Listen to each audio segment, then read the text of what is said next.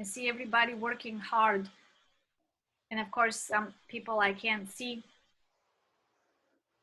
So I'm assuming you're there in the background working on it. This app is a lot more friendlier to also design things on the computer, especially if you're going to be involved in a bigger project like presentation or video, animation, big posters. I would definitely recommend using the computer for it. The phone just gives you quick things that you could do, stories, you could do quick posts, and it has a lot of options. So in the very beginning, you're gonna see animated social media and all the aspects that will provide for that. These are moving objects, little words that are moving, anything that will go on top of a text, and that's all compatible with Instagram and with the story and with Pinterest. Then, and also with YouTube and Twitter and anything that you're going to be utilizing it for. For YouTube, it will provide it as a link. And if you're connecting your YouTube account, I mean, not YouTube account, but Twitter account and Instagram and Facebook together, when you create one post from Instagram, it will give you the opportunity to share it across the board in the other social media. So it gives you presentation, posters, Instagram post, video post, logo that you can create. Facebook posts look a little bit different. They have a different dimensions, and I don't usually create two different posts, one for Facebook and one for Instagram. I just create one for Instagram and then I use it on Facebook, and it still works fine for me. It gives you invitations. I mean, you name it, it is here, and you don't have to even have a specific graphic designer to do it. But today we're going to just focus on creating an Instagram post. So I want you to click on the Instagram post area.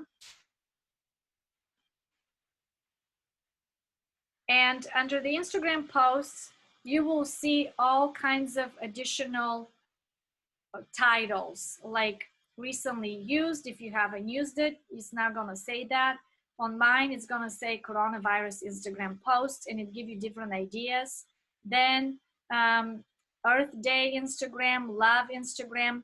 I don't usually go by these titles. I look at something, I like the background, and I decide, oh, hey, this could work.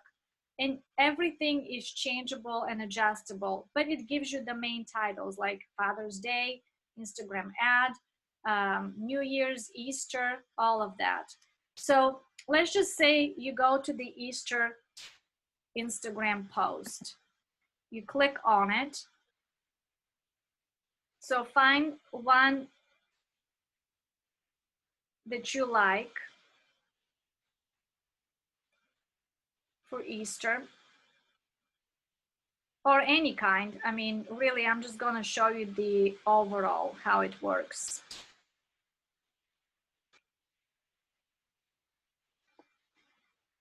So basically, click on anything. If you clicked on this one, then you're going to see here when you're moving the mouse or when you move your finger over it, it automatically gives you, it says tap something to start editing, which if it's on your phone, when you tap on it, it's going to either show you colors or what the background is.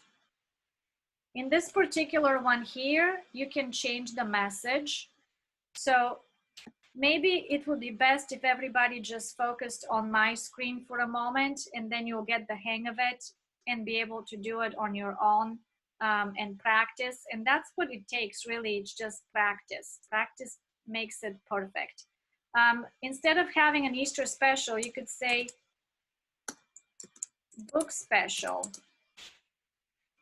And then over here, you can put your ministry organization.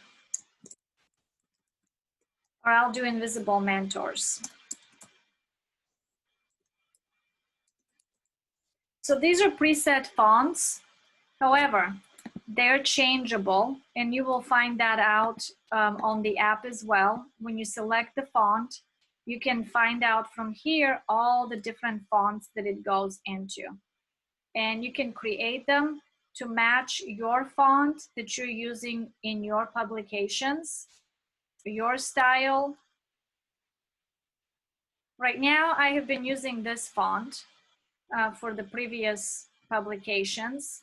So I'm going to use it again, and I'm going to match that same font here also.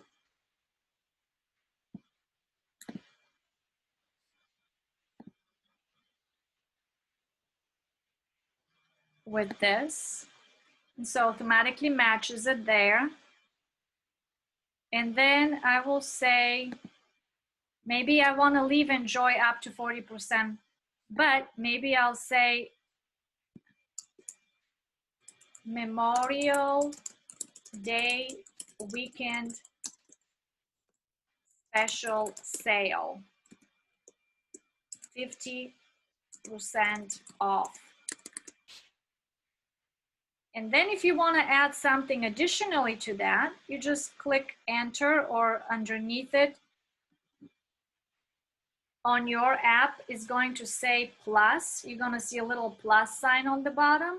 That plus sign immediately gives you an option for text, images, logos that you can add, video, illustrations. All of those are already inside of the app, but you can also add your own, because if you click on images, it will give you, you can do either your own images or you can do images from the app. And you have 1 million plus images on this app. So let's just say I want to tell them,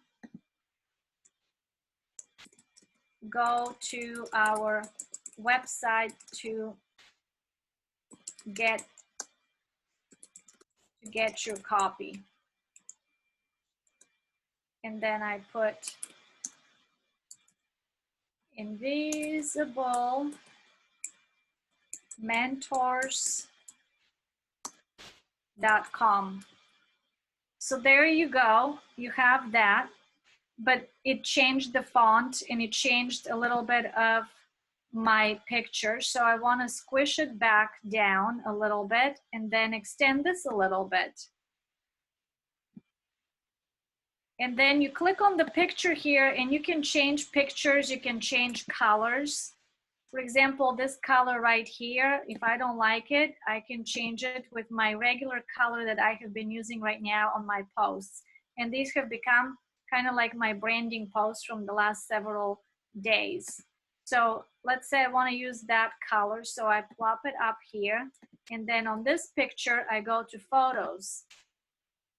And maybe I want to do a recently used photo, or maybe I want to look at their photos that are trending. See, these are all photos that they have. And just like we were looking about how to take pictures and photos, you could do books. And let's see what pulls up. Look at all these different books. Obviously, if you have a book that you're promoting, you want to put the cover of the book right here.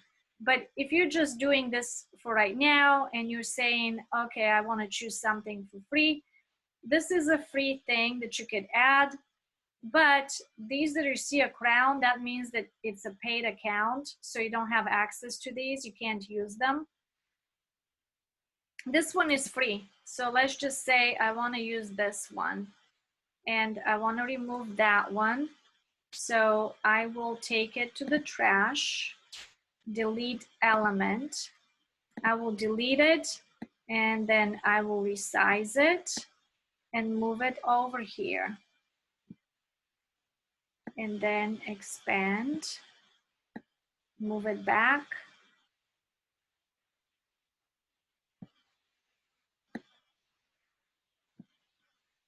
And then in order for this to kind of be resized as well, I want to move it over.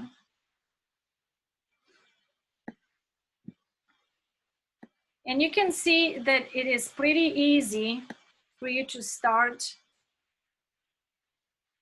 using this little app and matching colors and moving things around. So there you go. It gives you space, it gives you a picture, and it gives you the promotion. This is really good for Instagram. For Facebook, when you include all of this information here, it is guaranteed that Facebook is going to hide it because it's too much text. It's flagging it as too much promotion, and unless you're paying for it, the post is not going to be very visible. I have been experimenting with different posts just to see what's going on. If I just put the book and the title is on the book, like my book right here, then this works differently than you creating a picture with additional notes around it. So for Facebook, definitely use more pictures with less text on them. For Instagram, you can do whatever kind of variations you would like, and always share it within your story. So then when you're done creating it, it's going to tell you that you're done.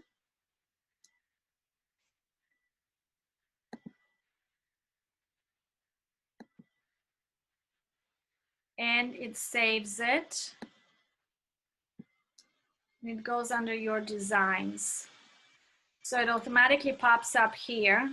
I think it's generating my little thumbnail.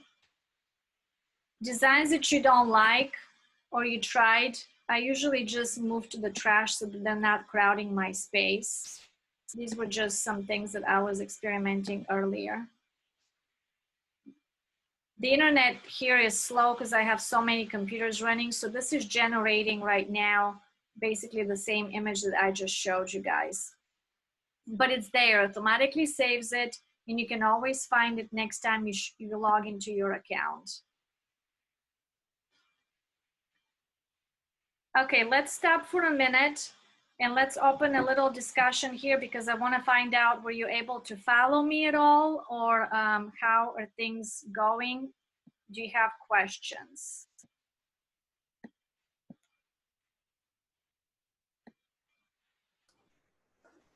Ceitci? Yes. Canva is a wonderful program. I mean, if you don't have access to a graphic designer, if you don't have access to graphics programs, it does all the work for you. It balances everything. It's really a great program to work with. Absolutely. And What's once, the name of, what's that? what was the name of it again, Rev Jen? It's called Canva. It's what you guys were in right now. It's that same app and program. Right. Oh, I have a question.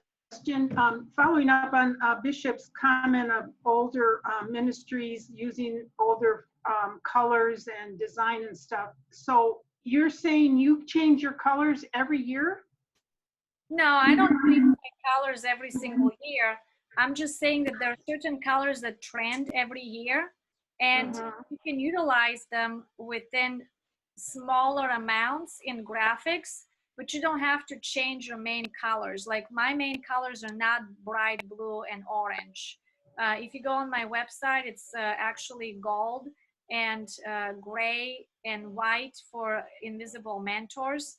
If you go onto my Ceitci Demirkova, Ceitci.org website, you're gonna see lighter colors, a few different browns, some kind of a pinkish type of a color, and a lot of lighter colors. And then I try to match it where if I have all three websites next to each other, that they all match with my fonts and with my colors in a way that they're not all the same color, but the colors are compatible with each other so they look good. But no, I don't recommend changing every year colors because then it creates inconsistency. But for some posts that you want them to be distinguished, you want to create, like my Hope campaign right now has certain colors, and it's going to stick with just those colors for the campaign. When the campaign is over, I will be, removing those colors. We'll be utilizing something else. Does that make sense? Yes, thank you. And then you said fonts are important because the younger generation looks at different types of fonts better than another. Yes. So back in the day, a font with a backdrop of some sort, shadow we call it, that was so in style back in the day. And some people got stuck with shadows in the fonts, and clean fonts, just like right here, you see this one show you true colors. You see how the font doesn't have edges to it? Let's just look at it for a minute. It gives it more of a cleaner look. Like, these are different styles. So obviously a font that doesn't have an edge or has a slight edge is going to be more popular and predominant, like this kind of a font, rather than this. This is not a font that I would recommend using in publications. You can't really read it. Now for a post here and there, that's fine, but not as a main font. The same thing is like this font. This is trendy and more fluent and kind of diverse font. That would, I would not recommend as a main font. You want something that has a structure and looks like a little bit bold, and then you have different variations of that style. So this is, let's see, Gothic color. And then I have variations of that style actually on my desktop in Word that we downloaded for my book. This is a different one also that could be good, but it's a little bit wider, so it doesn't fit in generally that well.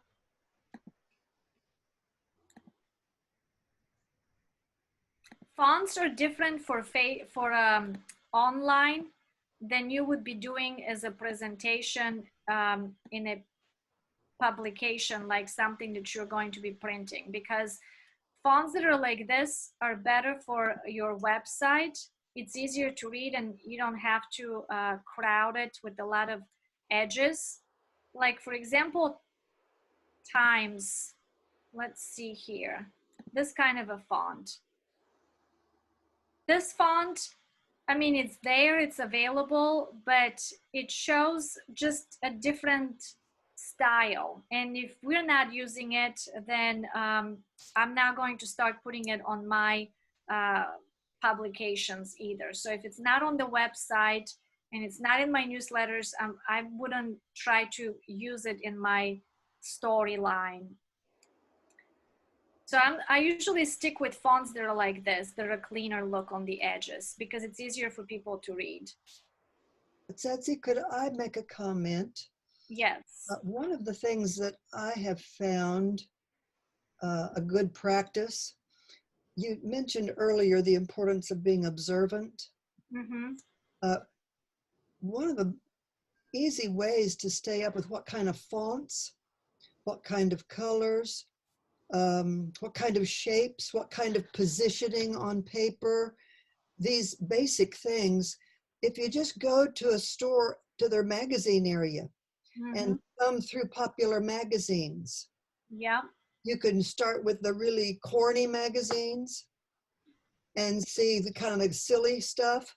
And then you can go to the little more sophisticated kind of people that would, you know, an informational magazine. And all through the magazine, there are ads, full page ads. Mm-hmm. And you've got these companies paying big bucks to hire advertising companies that have to create things, and they're all following these trends. Yeah. So it's a cool way to kind of balance what's working, what's out there, because the market isn't changing everything overnight. They're making changes gradually. Yes. And you can learn how to do that. Yes, exactly. That's what I do. I just go onto websites and I write trendy colors for 2020, and it pops up all the colors, trendy fonts for 2020, and it pulls up all of that. Then you can see the magazines, you can see the different sites. Here is the story. So your story is always going to be vertical. And the best thing to do, obviously, is if you're shooting a video, to shoot it in a vertical way. If you're going to be doing a presentation on Facebook and you want it in a horizontal way, definitely move the phone in horizontal way.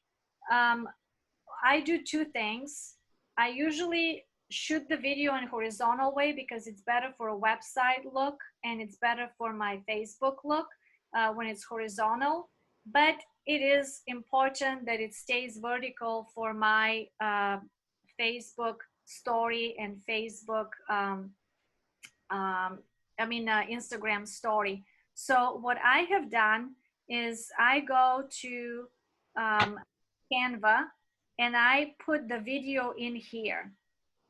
And the video actually will play within the storyline. Now you will have several apps to break up the video because usually Instagram plays it in 30 seconds.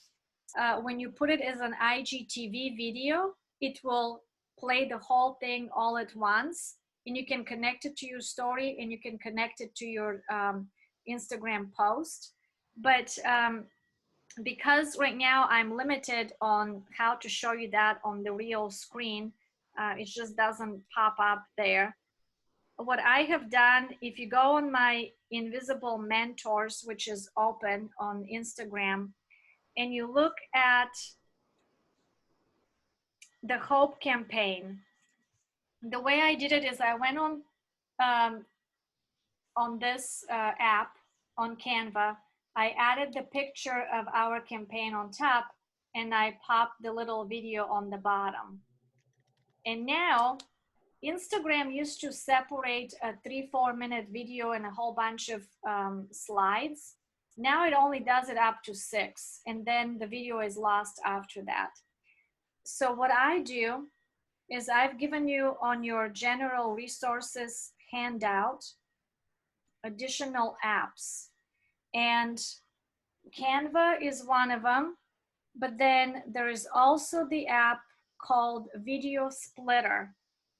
Video Splitter, you put the whole video in and it automatically splits it into clips of 30 second, 20 second, 15 second, and it's a free app. If the videos become really long, then it's going to ask you for a payment, but usually I've been able to do up to 5-6 minute videos and split them as a storyline, and that is under Video Splitter, and it's really, really easy to use. You just, once you download it, you click here and it says choose video. You click on choose video and it gives you, it pulls up all of your pictures and videos from your own phone.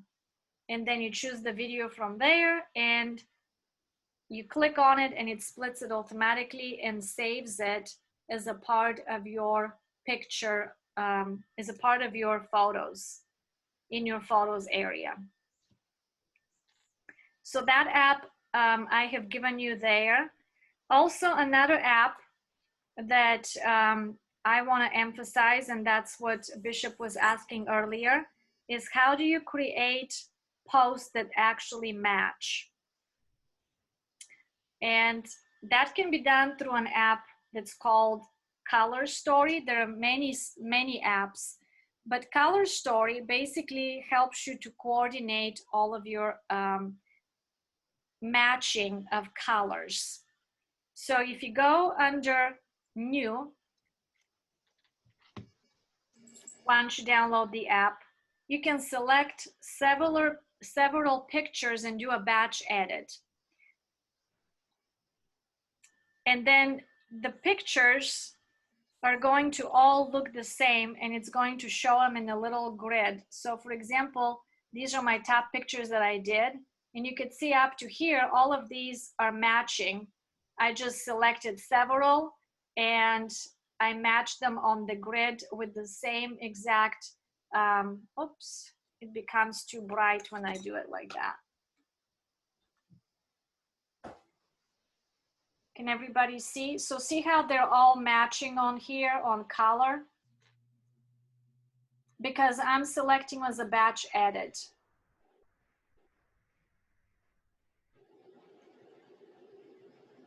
Now, the previous batch edit that I did was for the kids, and that had a little bit of a different coloring to it.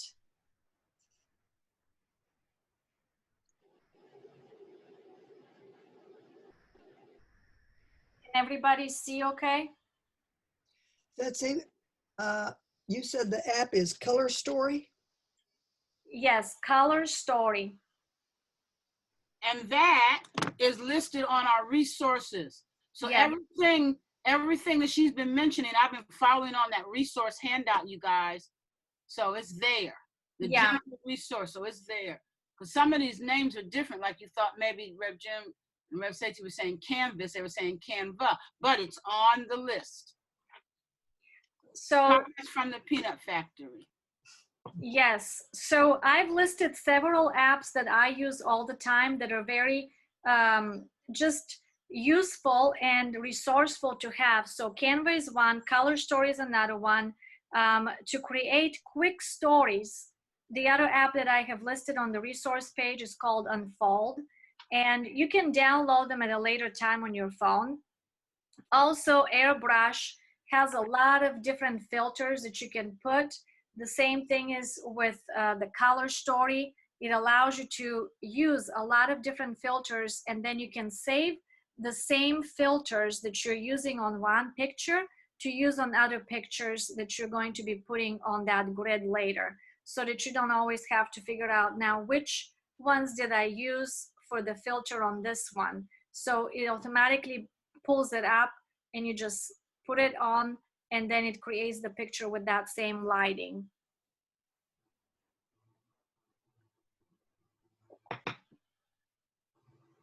I wanted also, let's see here, another app. It's called Grid Post. If you guys want to unload Grid Post, Grid Post,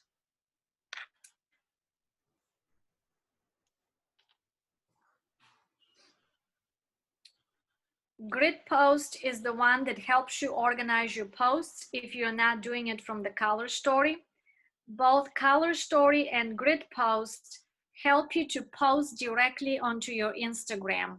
And you can also schedule posts from there on how and when you want them to show up on your Instagram account or on your Facebook account. Mine is connected to Instagram because Facebook I monitor at a different time. We're going to look up in a couple of slides best times to post and what to post, and give you some ideas on that and how to connect everything. But Grid Post, I want to show you something really cool with that. So if you're done downloading it, I don't remember if you need to open an account or not. I don't think you do.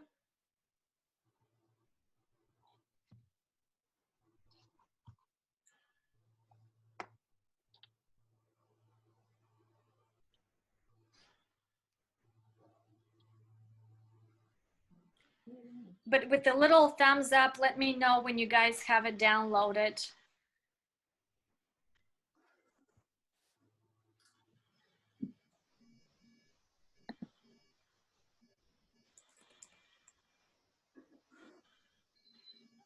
I'm going to go back to Instagram.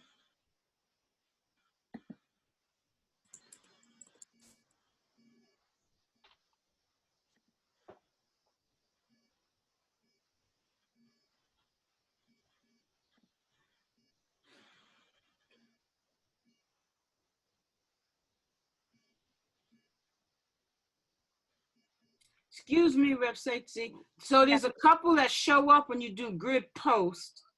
Okay. You know how things will have multiple names. So what, let me see. Grid, oh, that's a giant version, whatever that means. Then Grid Post, grids for Instagram. Is that the one we want? Or it would be pink. It would say Grid Post and it would look like this. Got it. Thank you. Excuse me, that happened for video Splitter too. There were so many options. I don't know which one you were thinking of. Okay, let me look Thank it you. up.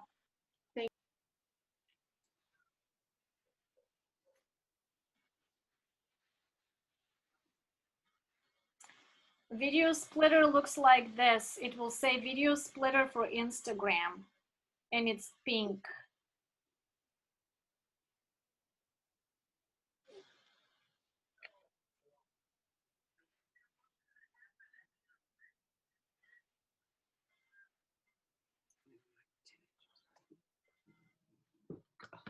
All right, those of you who are ready, I want you to look at the screen here, and I want you to see something.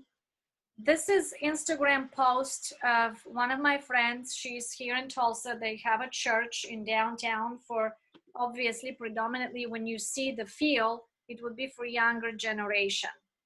And it's called One Tulsa. This is their website right here. Reclaim the Art of Living. So they launched their website and they launched all of their art in one day, and they had created this post which was created as a grid. So this is one big picture right here from their website, separated into several Instagram posts. So I want you to see how they have one picture as a video. Then the next picture is just a photo, and it cuts off the person like that. But they're promoting a new website and a new building, and so they posted this in one simultaneously. And it creates a new presence when you're opening an account and you don't know what to post every day and you only have 3 pictures. If you want to post 10 pictures simultaneously, you do the whole thing simultaneously as a grid. So see here, they're still talking about the new website. Every post right here is about the site and when it's opening. And see how it looks pretty? And when you're looking at it from your phone, it looks really nice. So all color coordinated. And then they started doing pictures, and in the middle, a little bit of a quote, and then a picture, then a quote, and then they started switching it up again. So they're all graphic designers. They put this together. They created which font they wanted to use. Why are they using it? And it's connected exactly with their colors and their website. So their colors are going to have a lot of these brownish, black, and then white.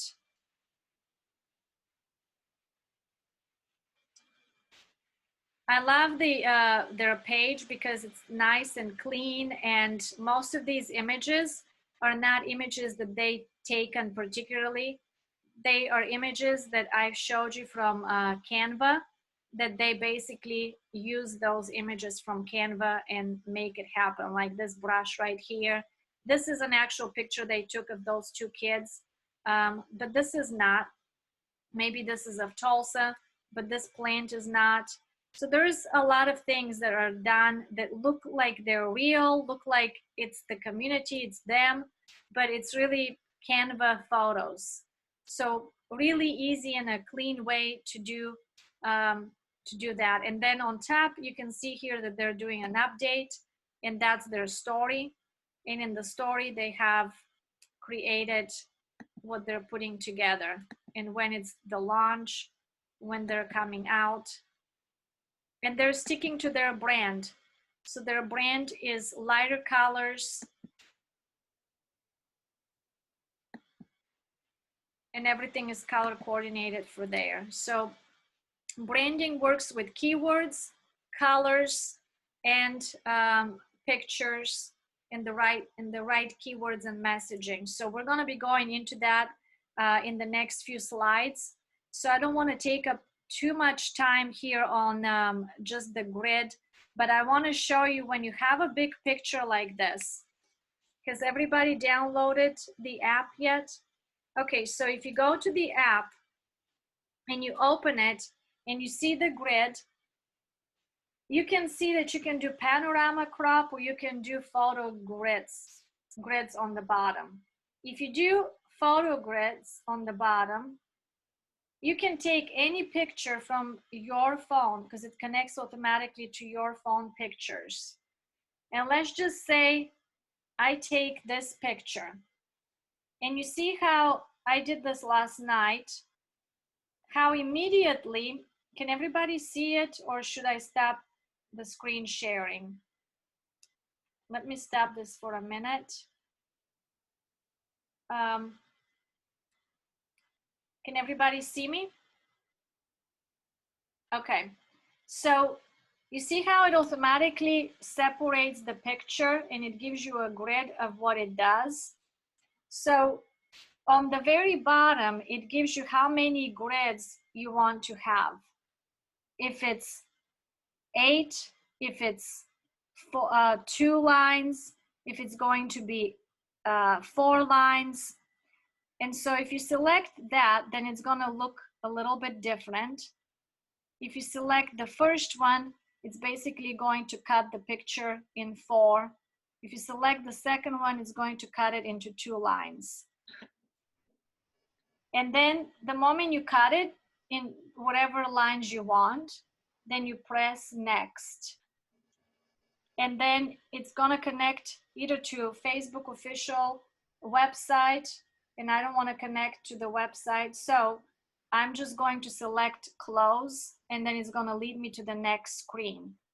And this screen right here gives you normal, gives you overlay, gives you stickers, gives you all kinds of things that you could put as an overlay on top of that grid. And in order for them to all match, you want to just select all of them the way they are. And if you're wanting to put a new grid color, then for example, I can select F7 on it and the whole picture becomes different color. And then when I click done, this is how it's going to show up with numbers. And those numbers are going to tell you which picture to post first on your Instagram so it becomes the story. So it stays consistent and it doesn't end up putting the picture upside down. So this picture here will go first, this one will go second, and then you save it on camera roll. But I would encourage you to do a screenshot because when it's saved on your camera roll, you may forget which one goes where. So you press the close button on this side and one of the buttons from here on that side from the volume, you click it together and immediately creates a screenshot of your phone's, of the picture here on your phone. And it saves it in your photos. Everybody still following me? Okay. So that's how you can create a grid and post it on your Instagram that looks amazing after you're done. And if you're promoting something big, this is the way to do it because it creates a nice new structure, especially if you're starting and you're saying, wow, now that I learned how to change colors and how to create grids, I want my Instagram page to look amazing. I want my Facebook page to look amazing. This is the way to go. Create one picture. You don't have to have a graphic designer to split it for you. You just do it with the app. Okay, let's stop for a minute and let's talk about what you are learning or questions that you're having so far or the information that you're receiving. How does this whole feel to you? If it's too much, going too fast, give me some feedback.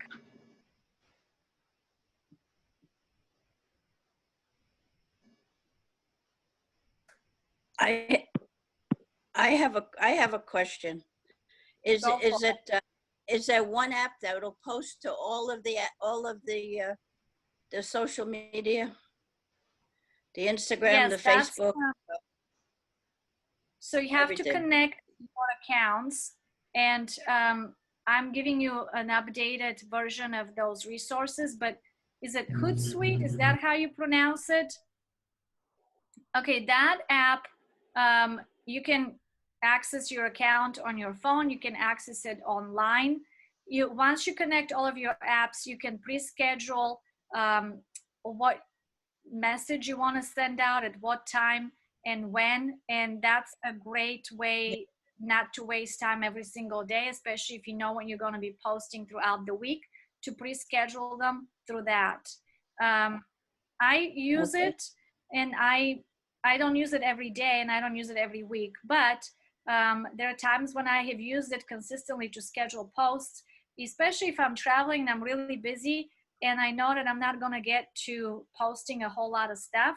I use it to pre-schedule posts. But right now I haven't used it because I'm home. I have a little more time. I have time to be a little more creative and work on some of that Canva graphics.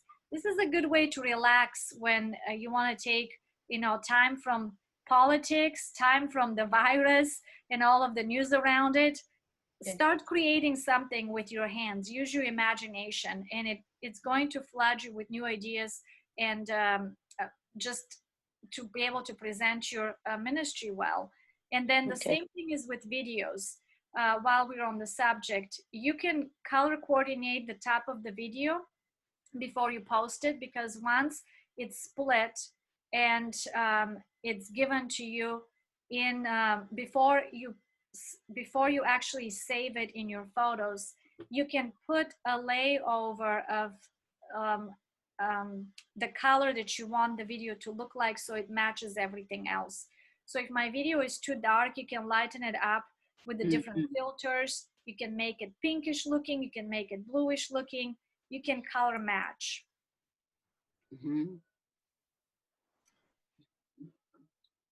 I have a question. Am I unmuted? Yes. No, you're good. I'm trying to remember something, and maybe someone else can help me, and you can help me. We used to use Hootsuite, and we got rid of Hootsuite. There was a reason, and we went to something else. Now, how's that for profundity? Can anyone, Rev Jim, Bishop, remember what the deal was and what else we went to? Because we needed this. Like you said, I managed 12 pages. We needed something, but there was a reason. Oh, maybe Rev I Jim. was thinking that it had to do with some new Facebook rules. Jennifer might remember. It was something where ours were not being allowed to be posted. At that time, we weren't really doing Instagram. We were doing primarily Facebook. Okay. Rev Jen, you remember? Yes, it was advertising for itself every time you posted something. Oh, Okay. Okay. So it was just a preference. I was just wondering, Ceitci, it was just a preference, I guess. gotcha. Yeah.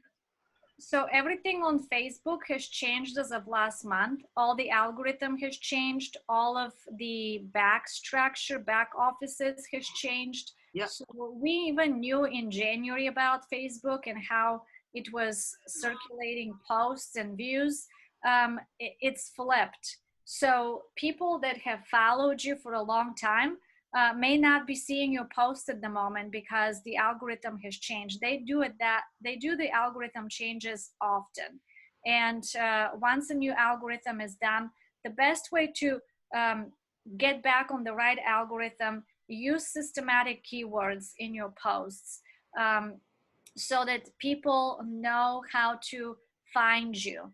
Because if they type a post, like right now, every year I create one hashtag as a key hashtag, and that would be how many years of ministry we have, like 25 years CDM.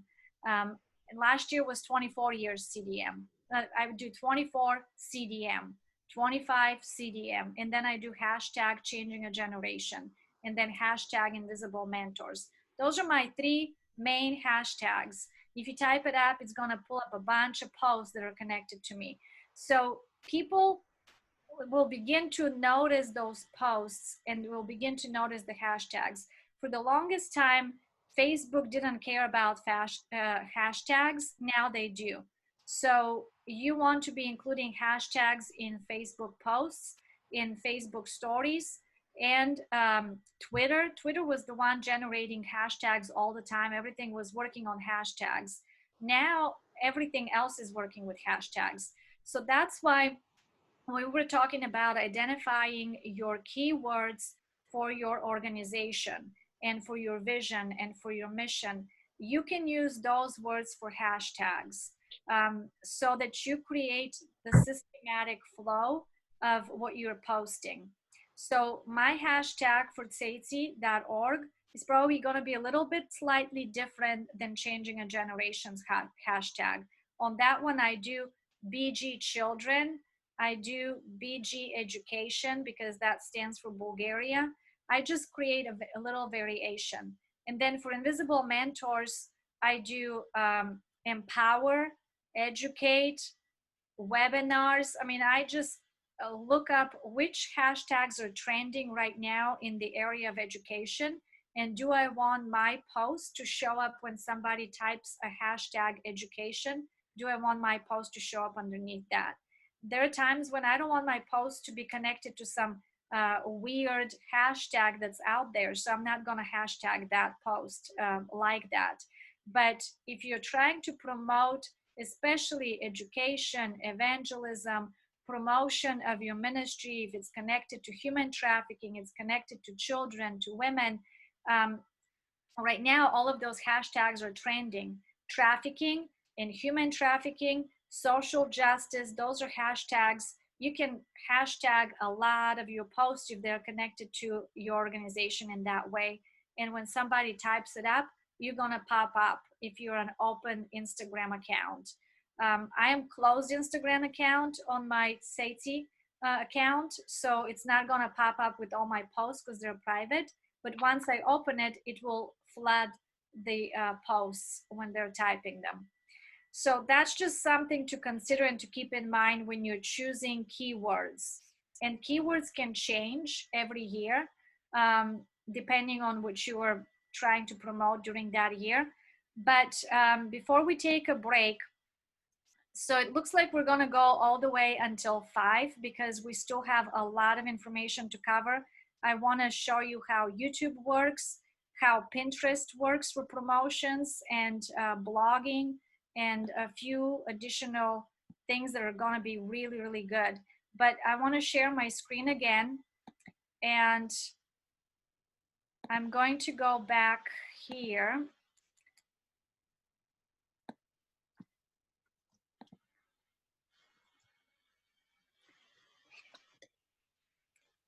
We will go to, let's see. On the newsletter, we covered that part. I'm going to go to my Wix website. And we talked about websites before, so now I'm in the Wix back office. A little information about Wix. If you're a nonprofit organization, you can receive the platform for free of charge. I had no idea that I could do that until they send me a bill because I'm hosting 2 websites for $600. And because I was utilizing all of these things on it, I'm like, oh my gosh, like, how am I going to pay $600? So I write them and I said, hey, do you guys have any kind of specials or discounts for nonprofits? And sure they do. They just don't advertise it on their main page. And they said, oh yeah, Wix is free for website use for nonprofit if you can provide your nonprofit organizational status with the IRS. So after I did that, they approved both my Changing a Generation and Ceitci.org to be for free. So here we are. I can implement all of the features in Wix. Now, if I'm adding apps and such, probably, well, not probably, there are certain apps that you have to pay for, but I really am not utilizing apps that I have to pay for.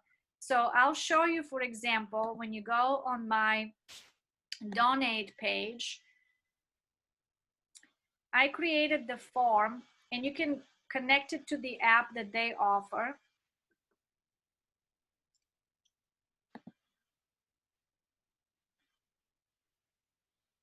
Sometimes the text changes when I open it, so bear with me here for a minute because I don't want it to look like that on the regular website.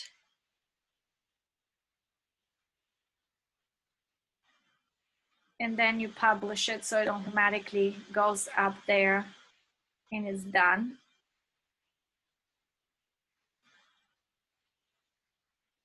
So it tells you it's done. And I pretty much learned this in a couple of days because it's a really easy platform to learn, especially for those of you who don't have websites and are wanting to create a nice website. So I just created a little donation form, and it sends me the information when somebody fills it out. And then you click donate. And these buttons right here are connected to my PayPal account buttons. And so I can't do it from here because I'm in the back office, but when you click on it on my regular page, it automatically will pull up our PayPal account. So I use PayPal, but Wix and all the other websites, I've given you several different platforms, can be connected to anything that you're using, but you have to have some kind of a device that you can take online donations. So it can be Stripe, Square, and you can connect it to your page, but you must have it where a person can go online and can donate. So here we have the Inspire, we have all of this, and then we have the video on the very bottom, and then funding and how people can donate, and then a little thank you part. Here's a little Amazon trick. I don't know if any of you use it, but Amazon Smile donates certain percentage of every purchase that you make and everybody else makes. And when you connect with them, you'll have to write them and tell them, hey, I have a nonprofit organization. I want to connect to Amazon Smile, my nonprofit. And you provide, once again, your IRS letter that you're a nonprofit. And you spread out the word through social media that, hey, I am on Amazon Smile, and every purchase that you make goes towards our nonprofit. Sometimes they have donated 1%, other times they have donated 0.5%. Usually the regular donations that they do is 0.05%, which is little. But when you have a lot of people using the site to donate to you, once they go on Amazon Smile and choose your organization, it stays in their account. So every time they go on Amazon Smile, they don't have to choose your organization. It's going to basically get them directed to connect to you. I just looked at our donations and I was amazed that we have had $600 and something from Amazon in the last 6 months. I mean, that's a lot of shopping when you have 0.05% only donations. But I contacted businesses, I contacted people that I knew, and I would tell them, if you're buying bulk items, and there was a company, they buy $10,000 to $20,000 to $30,000 in stuff on Amazon every month. That adds up huge amounts in percentage when they're using your organization to donate. And they don't even have to donate, they just buy their stuff on Amazon and that's it. So that's something to remember when you're working on your website, to add these links. Now, another thing that I want to show you about the search engine optimization pages, because that's where you add keywords. So for example, here it is located in the back office, and you see this little thing, SEO. I used to be afraid of it back in the day until I figured out what it does. Search engine optimization is everything on Google is driven by keywords that you put in.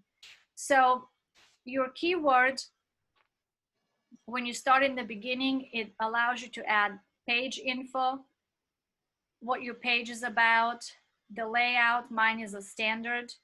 It gives you the permission. Everybody in the world can search for your website. Then it gives you what the website is about. So I had to just put a little bit of information about us, and I wanted them to be able to go on the home page. This part here can be changed to whatever page you want to direct your website. But that's how usually search engine optimization will work in the back office.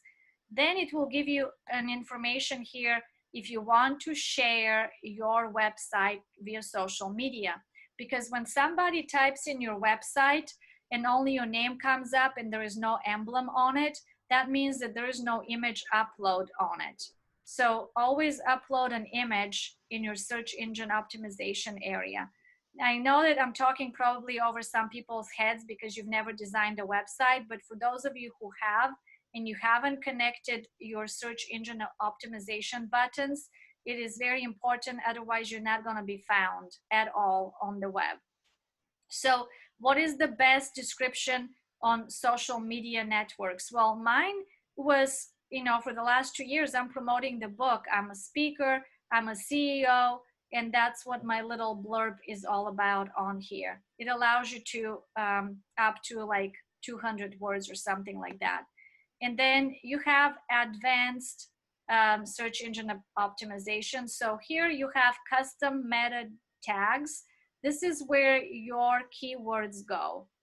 So if you're using keywords that are completely not even inside of your website, don't use them because it's not going to pull up anything. It's going to pull up a bunch of other sites. But if I'm a speaker and I've used the word speaker in my website, in a nonprofit and empowering children and winning author, so they suggested 5 keywords. You can add more underneath it, but I just wanted 5 because once you have too many, then the search engine doesn't know what to look for.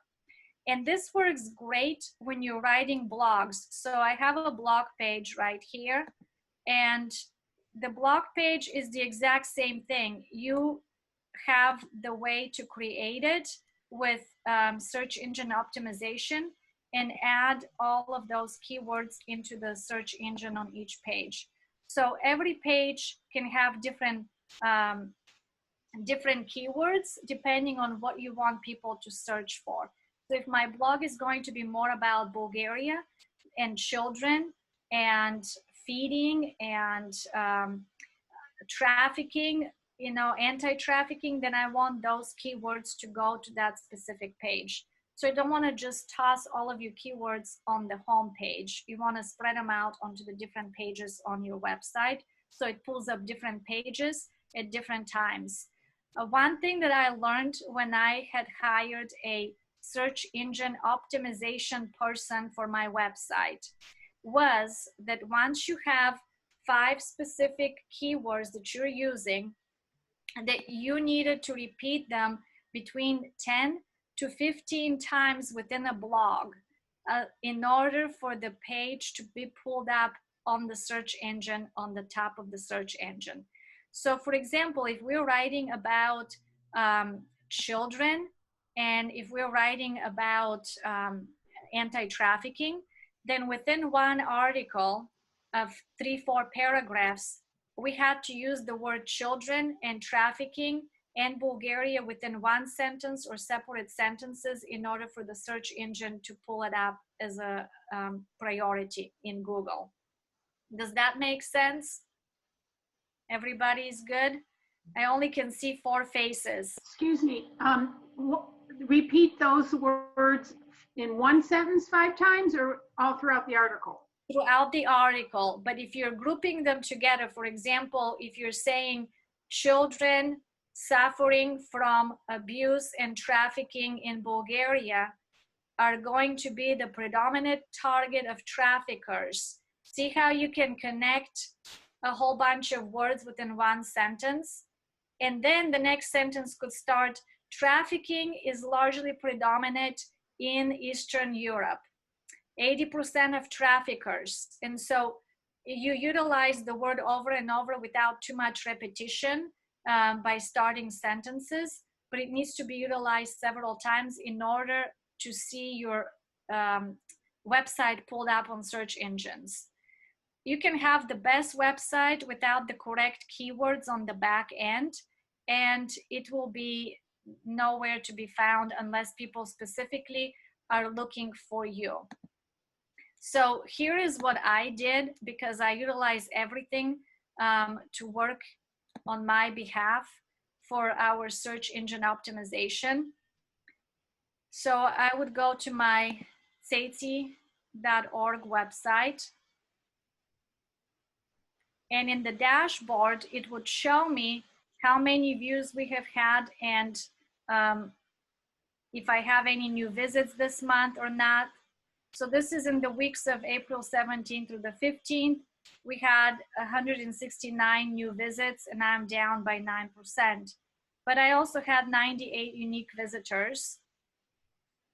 If I go back to 3 months, I had 782 visits, 459 unique visitors. So I can see what have I been doing in the last 3 months that caused people to visit my website more. Well, I will tell you what. I created a back page for my wedding that was connected to my regular pages, but they were invisible. And it was ceitci.org/wedding. So the guests that I wanted to invite, which we still had limited seats, but even with that in mind, people had to go online and look up the information. And because they were looking it up so many times, our website was trending, 782 visits. And it was not because I was promoting anything. It was because they had to go and register for the wedding. So it's you can create pages that are not visible on your regular page, on your regular site, that are back pages and that you use to promote something else. Like if I am doing ceitci.org/child abuse, let's say, in Bulgaria because of COVID-19, then I can create a page that says ceitci.org/virus. And nobody's gonna know what the page is, but I can actually create keywords with that page in the background so that I can get anytime somebody's looking up virus and COVID-19, it will end up pulling up my website because I'm putting keywords with it. And all I have to do is write one article on the blog page about what are we doing right now under COVID-19? How are we helping people? I'm not going to write political article or how many people died or anything like that. I'm going to write about hope in the middle of COVID-19. So I can connect page about hope. I can connect a page about what's currently happening, and then the keywords, and post it on there, and nobody's going to know that I have that page. You still tracking with me, everybody? Ask a question. Uh-huh. Regarding blogs. So let's say you had a blog that was maybe a Google blog or a different company besides Wix blog. Would it work the same way? Would you have to connect it to your website differently, or? No, I actually had a different blog. There are different platforms on it, but once I discovered Wix, because it connects as a blog and it actually looks pretty, then I utilize Wix for my blogs. But I've done WordPress blogs, and I had to do the same exact thing. We had to create the same parts of keywords, and those keywords had to be connected to our back office of the website with the same search engine optimization in order to pull it up. And usually WordPress works very similar to this, but to me it was more complicated. I had to study it more, where Wix, you just sit down and you create, and it's a lot easier, user-friendly, basically. But yeah, you definitely have to create the same type of a search engine optimization and the same way of repeating words, keywords, within the article several times in order to be recognized. If you started in one type of blog, one company, and then you move to another one, do you transfer everything over, or do you just leave it there and then you can attach multiple? I left everything on the other blog, but I don't use it anymore, and I'm actually going to close the account because those articles are old and I don't need them. So I transferred some of them here on this blog, and this is how they look like in the back office. And then when you click on it, you can schedule them when you want them to be viewed or when you want them to show up on your blog page. And Wix, for example, gives me the opportunity to have people sign up to follow my page. So when I have subscribers to my regular website, the moment I post a blog, they're going to get a notification that I have a new blog that they need to check out. And it's just a little blog like this that I post, and that's it. All right, can you post that directly to Facebook? Yeah, you can share it from here. See all these different buttons, add a file, add a code. This is the different codes that you can add, and you can actually share it when you go back to SEO, search engine optimization, and then the settings. When you want it to go out, and then back here, I can't see my screen fully. You can share post right there.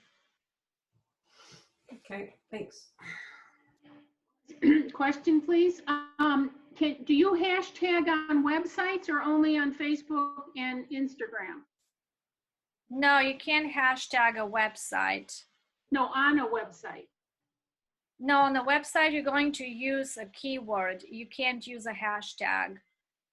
I can use a hashtag on my blog underneath, but it becomes a keyword. Hashtag means a little hashtag and then the word. In the website, it becomes your keyword.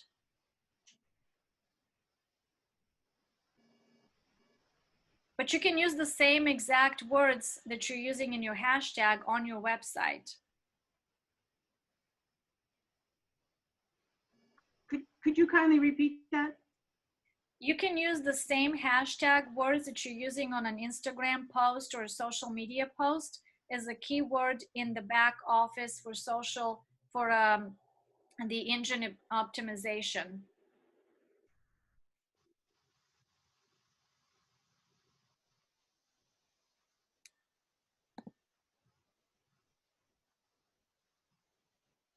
Did that bring some clarity there?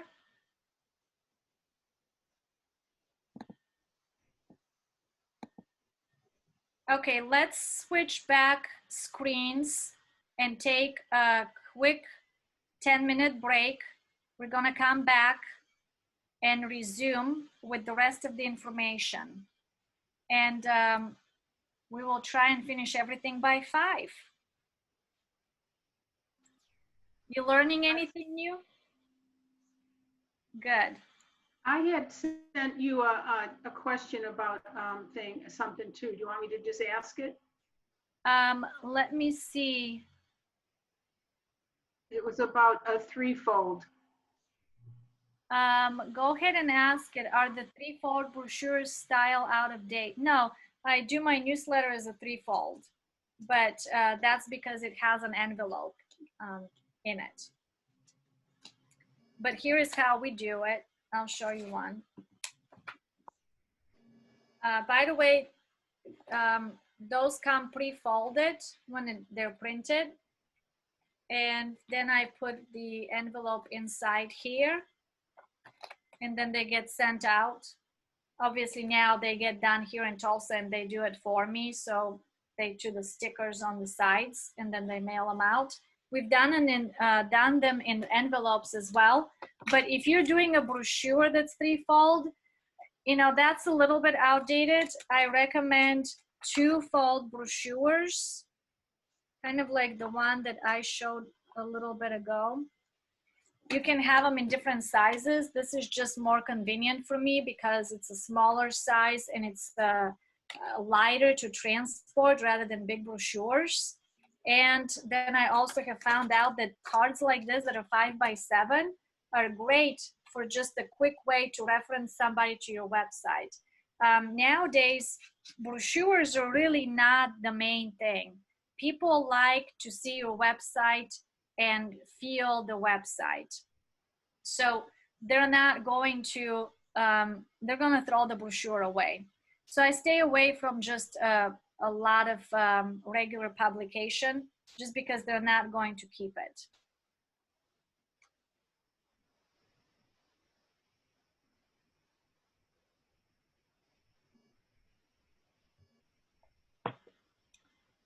I'm going to take a break for 5 minutes and I'll be back. Jen, I think I think she's gone. I'll be back.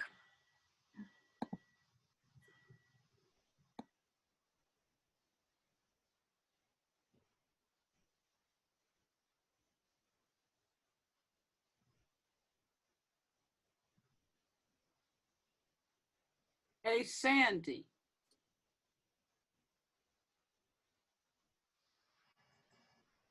Yes. Hey, how's it going? Okay. Good. So, we announced some stuff. I was going like you for like about a 15-minute slot at a different time. So is there anything that we haven't, and I saw Rev Jim put up the slide for the next class. Yes.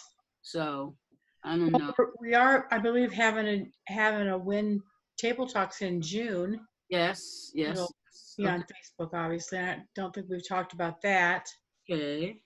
Yeah, I didn't know, like I said, I was going just like 15 minutes, but I didn't want to be interrupting if something had already been said. And we probably need to remind them that they'll be getting the evaluation and the link Right. and the extra handouts, Mm-hmm. and that they won't get their certificate until I receive their evaluation. Ma'am, it's exactly. That's what I was thinking too. And then now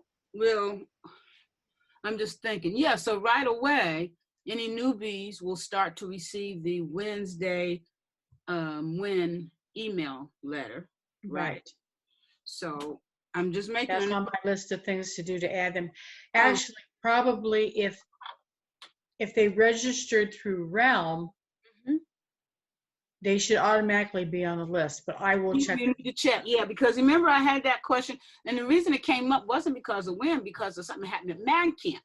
I thought everything in Mag Camp, they automatically went to, I had it set to go to our children's ministry group. So then we started doing some stuff, and then people said they didn't get it, and we went back, and it had not hand shook. So who knows what we did wrong? I thought so my point is, yeah, this is not too hard to check, you know, because there's really, what, 20 people, 25, and it's easier just to manually check it. You know what I'm saying? And half of them, you know, I'm on it. Bishop's on it. You're on it. Joan's on it. Jennifer. So. Ask a question. So, all right. Okay. I'll let you go. You're gonna take a break? Can I ask a question? Who has Pastor a Shai? question? Someone's talking. Woody, Hey, girl. it's Woody. What do you want? Aren't you taking a break?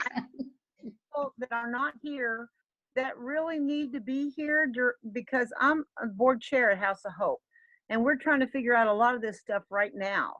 And you had suggested that they can actually register for this class and watch it online. I guess, Sandy, where do they go to do that? The same website that I have? Can I send them, can I share my registration link and they can register? Because I know it's post date. Right. Let's think about that. Because we're supposed to be archiving them so that they can. Yeah. And that takes a little while. I don't mean That to takes a little while. but that does take a little while because we don't have a person that does that full time. So if I'm allowed to jump in here, Sandy, if it's okay that Woody could expect an email from you to tell you when that's ready and how to do it. Absolutely. We can discuss as soon as I know you can get it, I'll get it to you. Yeah. We're going to have a Zoom board meeting. You know how that goes. I hear what you said. And I, you know, our board members, you know, we have board members that are very techie and some that are not, and some that have been, you know, nonprofits before, and there's a broad field of people, and I think all of them could benefit from what I'm hearing today. Sometimes it's like going right over my head, but you know, I'm like, okay, but I know the person that can work this better than I can. Yeah, we hear you. Yeah, so Sandy will be in touch because a few others have said the same thing. Okay, and, awesome. So she'll be in touch because we really have to discuss that also with Bishop on how we want to do that. Because it was my idea originally, you know, to say let's do this as a gift for our WIN women. But when we have to spend a lot of time to make something available, my opinion, Bishop and Sandy may not listen to me, is you can't do it free again. You know what I mean? The effort to download and do what we have to do is a little bit of work. So my opinion, which again, no one always listens to me, but my thing is going to say, let's think of a way to say, here's a link, here's an amount. I don't know, but like I said, we'll definitely get back to you. Sandy will remember. You know I won't, but Sandy will. That's why she's the greatest admin and my dear friend. That's because I'm writing it down. as we speak. Oh, that make any difference? I write stuff down and I look at it. I'm like, see this piece of paper? I'm like, what is that? What does that mean? I know Sister put material on, online, but I'm not sure if she connected with this one. Mm-hmm. Right. Yeah. So. I drug her up there. Here. Yeah. We remember. Yeah, she's a lady. Precious, wonderful. Yeah. Well, you could always gather all your people as soon as this whole isolation thing is done, and just invite Ceitci to come and teach y'all. There you go. She won't charge you outrageous or anything, Does anybody have but she is worthy of her hire. anybody know why or how to turn everybody down? What did you say, Rep. Jen? Oh shoot, am I too loud again? Well, everybody's really loud. It's coming through my monitor very loud, and I can't. It doesn't affect anything for me to turn it down on my keyboard. Really? Sorry, Mine I tried does. to turn it down on my end, but When I turn on my keyboard down, it helps. Sorry. Yeah. Huh. Well, you don't have long to go. Whoever hears me, we gotta start because Okay. there's still a lot of I'm slides. muting. So let me go over a couple of questions here that haven't been answered. Do you have more than one Instagram account? Yes, I do. I have 3 accounts. 1 personal and 2 for the ministry. And 1 is for the ministry and the other one is for the book. So I have 3. Regarding your Amazon account for your book, are you business or personal? I have both. And they're both work the same way for me. So I haven't really, well, the business, you can order different things with a discount. That's pretty much the only difference that I've seen. And then when you're publishing a book through Amazon, that's a whole different story. I'm not going to go into that at all today because you have to create a back office there. You got to put the book on. You got to include your pictures, information. It's pretty much like running a background of a blog or an Instagram account where you have to be updating that part of the book page so that if somebody is researching you and they want to know more about the author, that stays current and updated. And it also asks you for keywords. So Amazon does ask you for keywords as well for your book to be found. I learned that in the long term of creating the book. Then the next thing, do you use Wix to create your website or just promote your website? I used Wix to create the all websites, both, and I promote it through my different channels. I don't promote it through Wix. You gotta pay Wix to promote it, so I don't do that. But it is connected to my pages with the keywords, so it will promote itself. Are you paying for the domain name? Yes, I am, but that is not hosted on Wix. That is hosted on DreamHost. You can write it down, or I will include it in the headline, in the handout, dreamhost.com. And they have a great discount for nonprofits. They only pay $7.95 a year for the name, or $9.95, depending. I have several host names underneath them.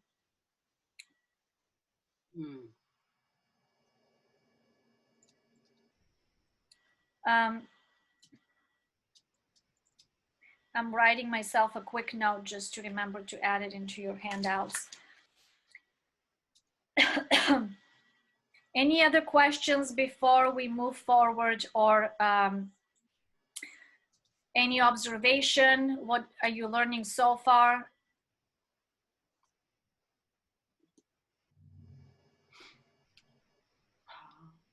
Go ahead and jump in.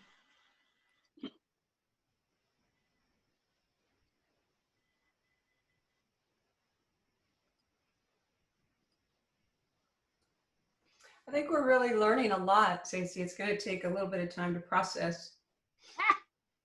Which is great. I'm glad that you guys are like at a place of learning curve, because now your mind is fully opened. All of these blind spots that you had of what worked and what didn't, all of a sudden are just like kind of, whoa, there is a whole new story out here that I can learn and implement. I see a couple of more questions that we have missed. Is it necessary to be concerned about donors' source of income when they donate to your ministry? Or in what circumstances can donations be unacceptable? Good question. You know, if somebody is donating and they literally have nothing to eat, but they're donating to you. I have one lady that's done that. She has absolutely no money, no income, and she was giving us $100 a month. Well, I called her and I said, hey, listen, I'm still gonna be your friend. You're still amazing. I'm not gonna, you know, be mad if you can't donate. But you know, at the moment, you barely have any food. I think you need to. I basically told her, I think you need to stop supporting us with this large donation until you create a little bit of more income. If you want to continue to support us, let's talk about variations of what you can afford right now. Because she made a commitment and she felt like I have to fulfill my commitment and I can't break it. Well, other people break their commitment and I don't hear from them and I can't get a hold of them. She was like so into it, wanting to just help us so much that, you know, poor thing, she was the one starving. So if you know the donors, it's good to connect with them and see, hey, where are you at? But I don't think, I mean, unless I'm really wrong, but if somebody is giving me a donation, but it has a hook to it where I have to do something for them from my nonprofit or please them, then I probably won't accept the donation because I can't be obligated to please a person in what they're giving me if they have some expectations that I can't meet. And I've had that before. Another question regarding donors: is it worth it in some cases to refuse a donation based on the requirements together, or how the donor or representative responds to you? That's exactly what I was just answering without seeing the question. Yeah, exactly. I would never take a donation that's manipulative and that is asking me to do something that's against our principles, against our vision and what the core of the organization is. I don't care if they're wanting to give me $10 million. I would be enslaved to those $10 million if I took it like that.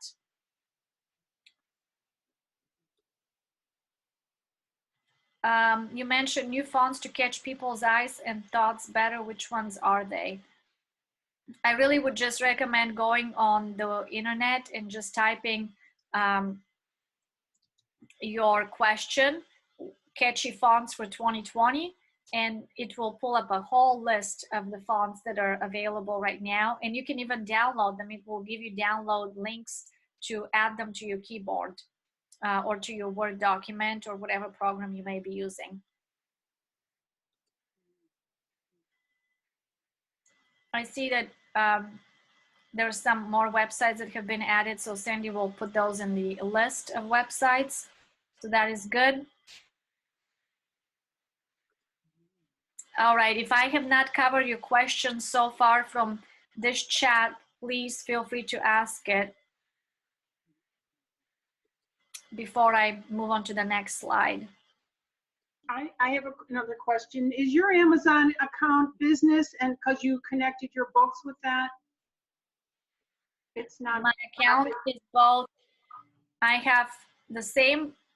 I can connect my account as a personal and business, and I have both. Okay. But as I was saying earlier, the account as a business is not really serving me a whole lot of anything different than the personal account, except that I can get certain discounts on some office products.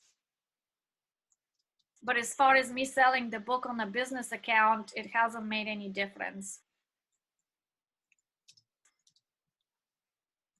Okay, so let's go on to the next slide. We're going to go through a few of the pictures here that I have included.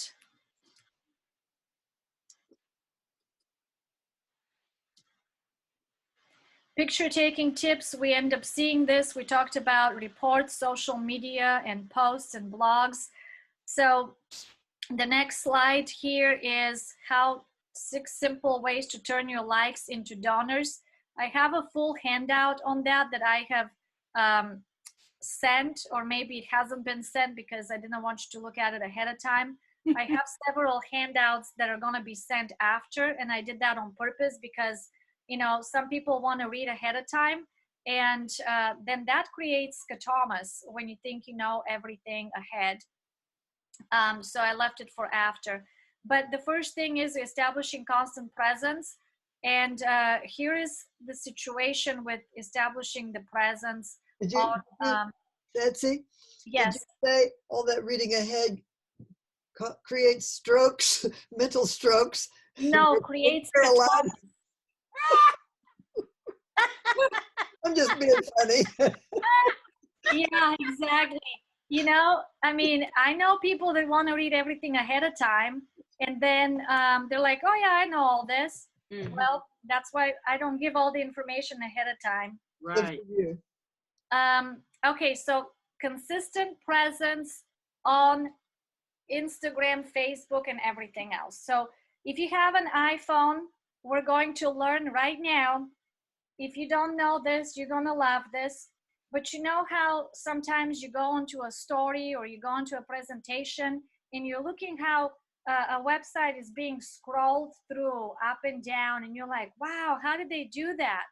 Well, it's done by knowing where to press and what to do on your phone and how to record your phone as you're going from app to app or into something else. Mhm. So here is, I guess if I had a lot of extra time, I could have done all of that app thing for Instagram for you, but I didn't. So you're going to go in your iPhone, or if you have a different phone, I'm not sure if it's going to work, but for iPhone, you go into your settings, and then you're going to scroll down to Control Center. And then from Control Center, you're going to go to Customize Controls. And you're going to see what's included basically on your screen when you are opening up the phone. So like on mine, I have camera, flashlight, alarm, calculator, timer, don't disturb while driving, screen recording, and Apple TV. Screen recording, you're going to look for in more controls underneath, and you're going to pull it up to be included in your control center. So where it says plus, you're going to add it into the top. And you're going to add screen recording to your top controls.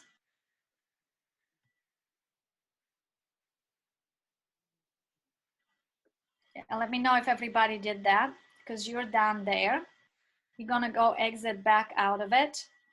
And now you're going to go, you know, when you pull your phone down and you see this little part on your phone, you're going to see a little dot. That's now your recording button. When you click on that recording, it's going to say 1, 2, 3, and that means it's starting to record. You're going to pull it up, and it will record everything that you're doing on the screen. And if you want people to see your Facebook or your Instagram or your website, you can go there and you can scroll up to your website, and then you can record over it like that. Could be recording your website, and then you go back to exit and you do stop. And now when it stops it, it saves all of that to your photos. When you go to your photos, you can edit the front and the back end of the recording because you don't want to show people how you went into the screen and what happened. Because see, here's how it looks like on the screen at the moment. Mm-hmm. This is what I've recorded. Okay.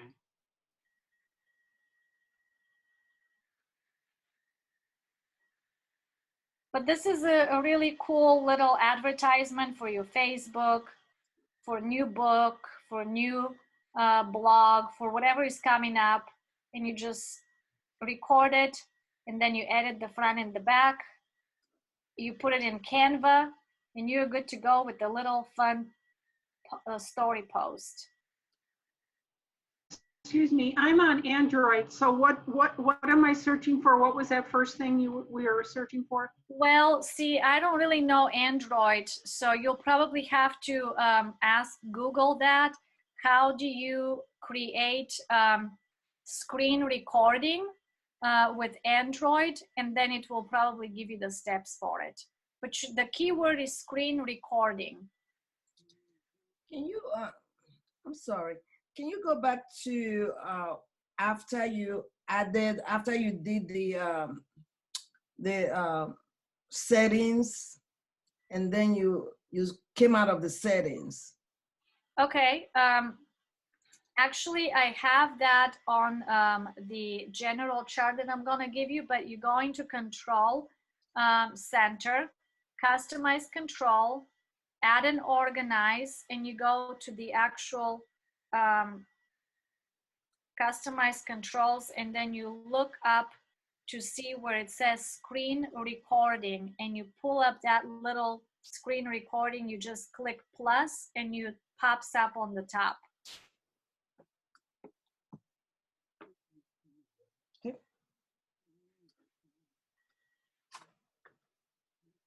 Awesome. Thank you. You're welcome. All right, so now creating shareable content, Network for Good.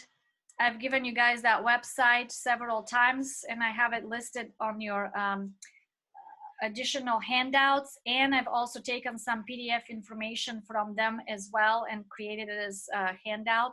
So they surveyed the 2,000 donors to find out what encouraged them to give, and 66% of them said that the number one thing a nonprofit can do to keep them engaged is to communicate about current work, success stories, and how donations are used. So those are your 3 top things to communicate with donors at all times: current work, success stories, and how you used their donations. Thanking donors publicly. You know, maybe not on social media because not everybody wants to be thanked, but I've had donors that wanted me to thank them publicly in my newsletters. And it wasn't anything bad about it. They just wanted people to know that they sponsored something, and that kind of encouraged other people to be a part of sponsoring. So sometimes it's good for donors to be thanked publicly if they want to. Make it easy to take action. We talked about that, having donate buttons and always asking them how to get involved and how to donate. Have a follow-up strategy.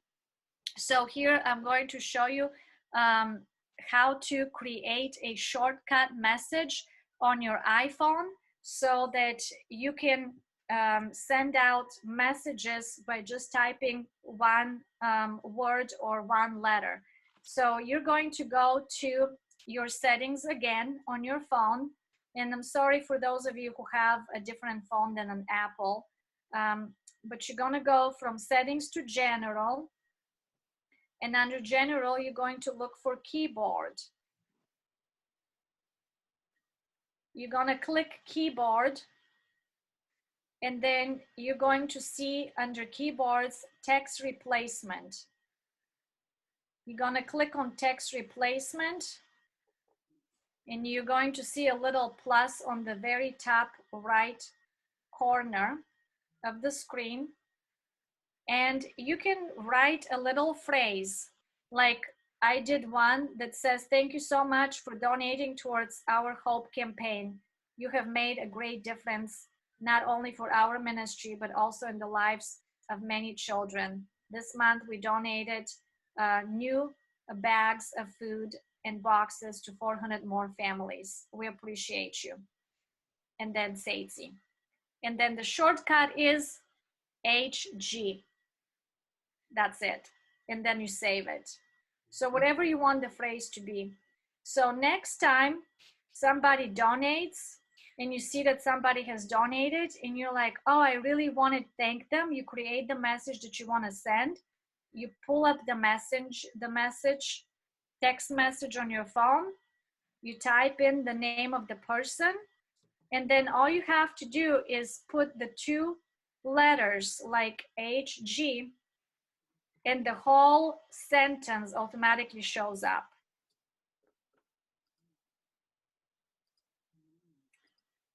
Did everybody get that? Mhm. It's just an easy way to respond to text messages without having to retype it over and over. Where do you put the HG? Well, HG is just my shortcut, the way I created it, but you put it in the text message. Yeah. You start typing it and automatically pulls up the whole sentence that you actually typed up. It doesn't make any difference where in the text message? No, just in the body of the text message. Okay, thank you.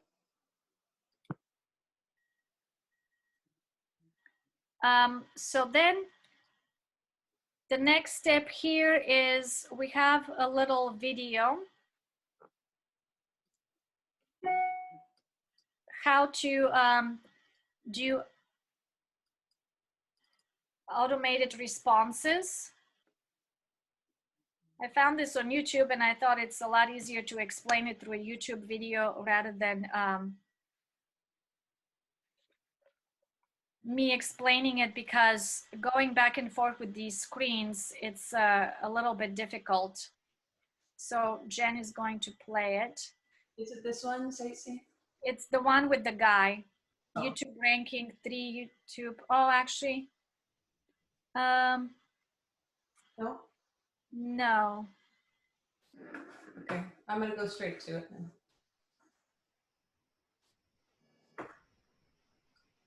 But maybe it is, and I just didn't realize it had a different title to it. That's okay. Hi there, it's Wade McMaster here, and Oh yeah, it's not the same. today. Now, this year I'm showing you how to set up basically Facebook automatic replies for your Facebook page. Would you mind turning the volume up a little bit? I've actually greatly improved and changed the way it works.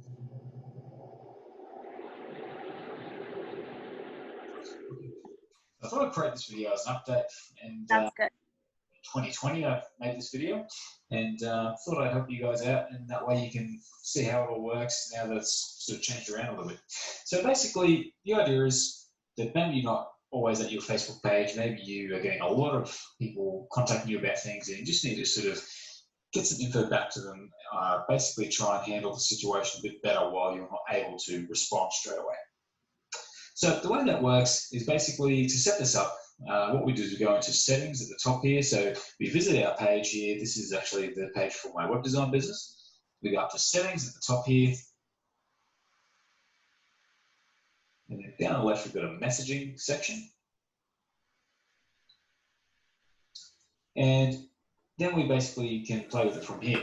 So there's a few options here for your messenger that you can explore that may or may not be related to what we're looking at, like using the return key to send messages.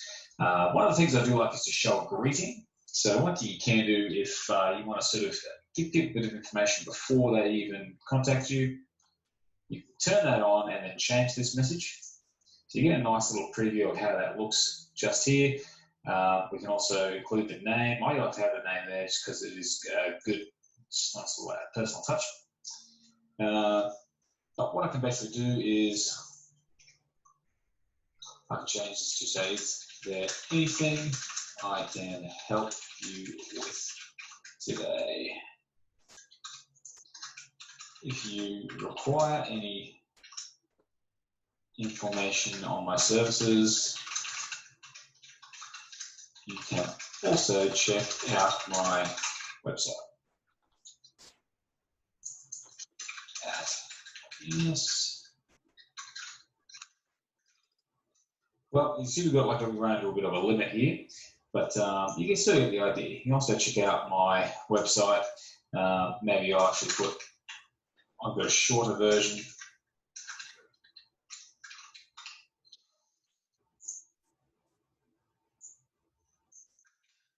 So you can do that if you're looking to sort of basically redirect people or give people a bit of a green.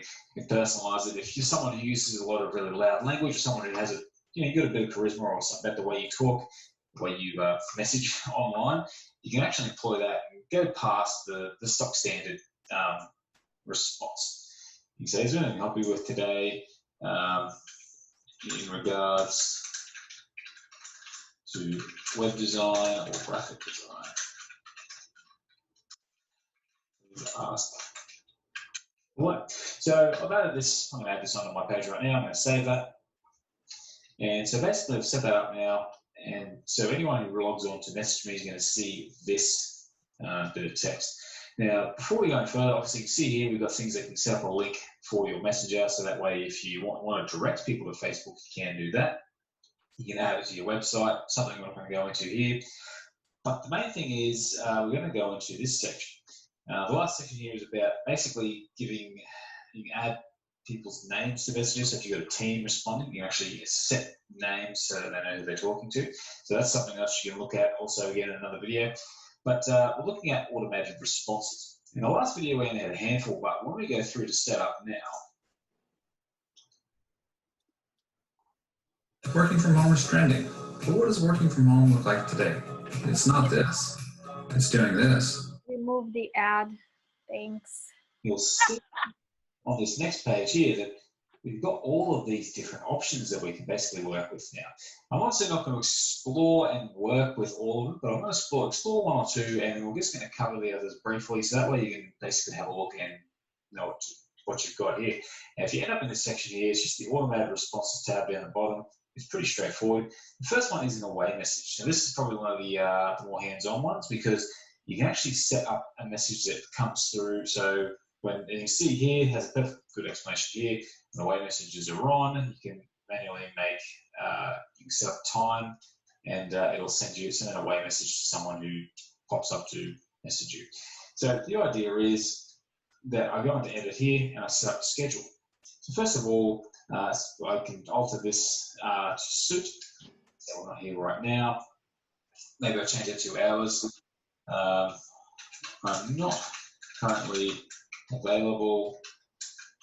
This is an automated message.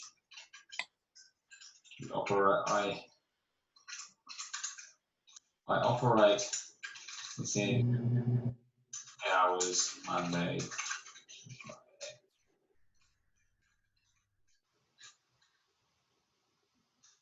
I will respond as soon as possible.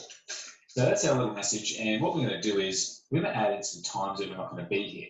So we're going to look at the time zone. This is my current time zone here. If I want to check it, I can go here, type in the location. So Brisbane, it's a capital city near me. I can choose that, and it actually adds my time zone. So I go in here and I add my time. I'm just going to zoom out a little bit so you can see more of this interface. So you can see the interface over here. I'm going to add a time.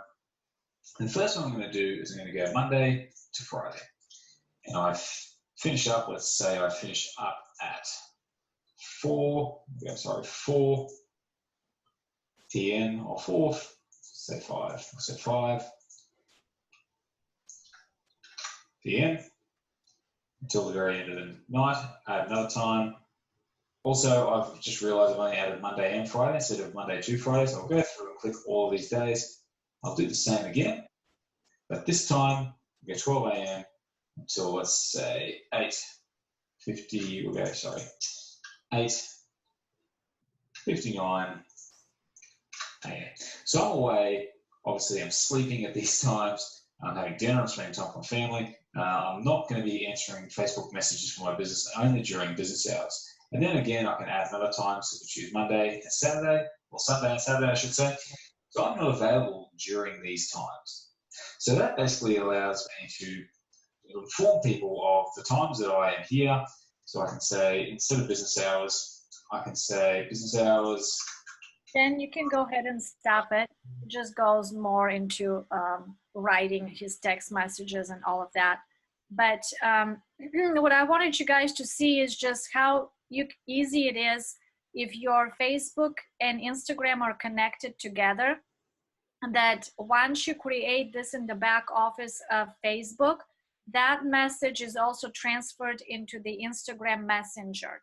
And it automatically is created when somebody's trying to reach you, instead of you not checking your Instagram Messenger and then responding to them days later, that it just gives them something automatically to see, hey, we're going to respond, and those are the times when we're going to respond. So you can automate that depending on when you want to be online.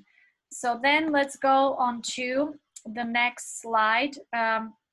Building a community really is building your followers, like we talked about, and engaging with them. I engage with pretty much everybody that responds to any messages, and I automate different responses like that so that it's easier for me to respond to the messages faster. The next thing here is practical fundraising ideas. We've talked about a lot of this, so I'm not going to go into details here. Online campaigns. You can create Facebook campaigns. Those are pretty easy to do. Social media, online ads and videos and e-blasts, GoFundMe account, live auctions and sales. Those, you have to really know what you're doing. And I have outlines and structure for that you can read later. But here I want to emphasize on two things. If you're doing a Facebook campaign, you just need to be aware that, first of all, your organization needs to be registered with Facebook to recognize it as a nonprofit.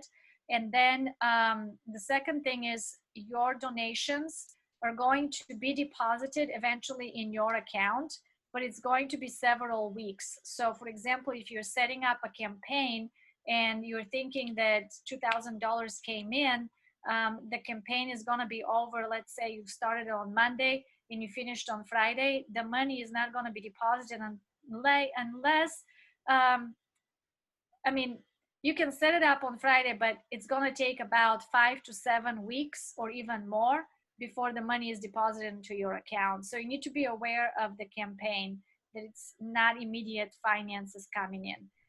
The same thing is with GoFundMe accounts and any other social platforms that are out there. I've had bad experiences with all of them because there's several different organizations called Changing a Generation.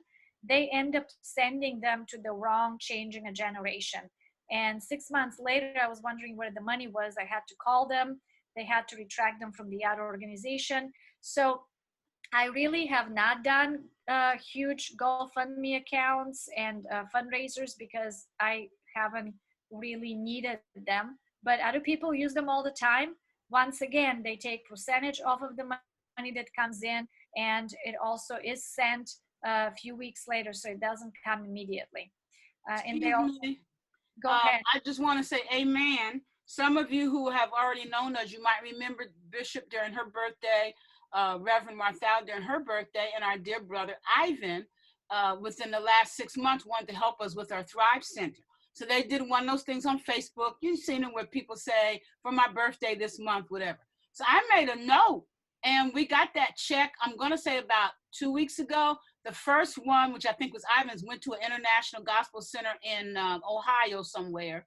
So had I not stayed on it to notice, and we finally got, you said 5 weeks. I'm going to say it was more like 3 months before we. Yeah, I mean, it really depends because they are slow in the back office. So it depends on a lot of things. Mm-hmm. So that's just the FYI saying amen to what you said. I had to stay on it or else it would have been in that wonderful church in Ohio would have had. Yeah. Offering. Yep. So social media online ads, we're talking about Facebook ads particularly, and you can create, if you have a business account for your Instagram account as a business, you can create ads on there. They may be seen a little bit more than on your Facebook. But here's the situation with online ads, without going into details and showing you again. But you can type in how to create social media Facebook ad on Google for YouTube, and it's going to pull up a lot of different videos.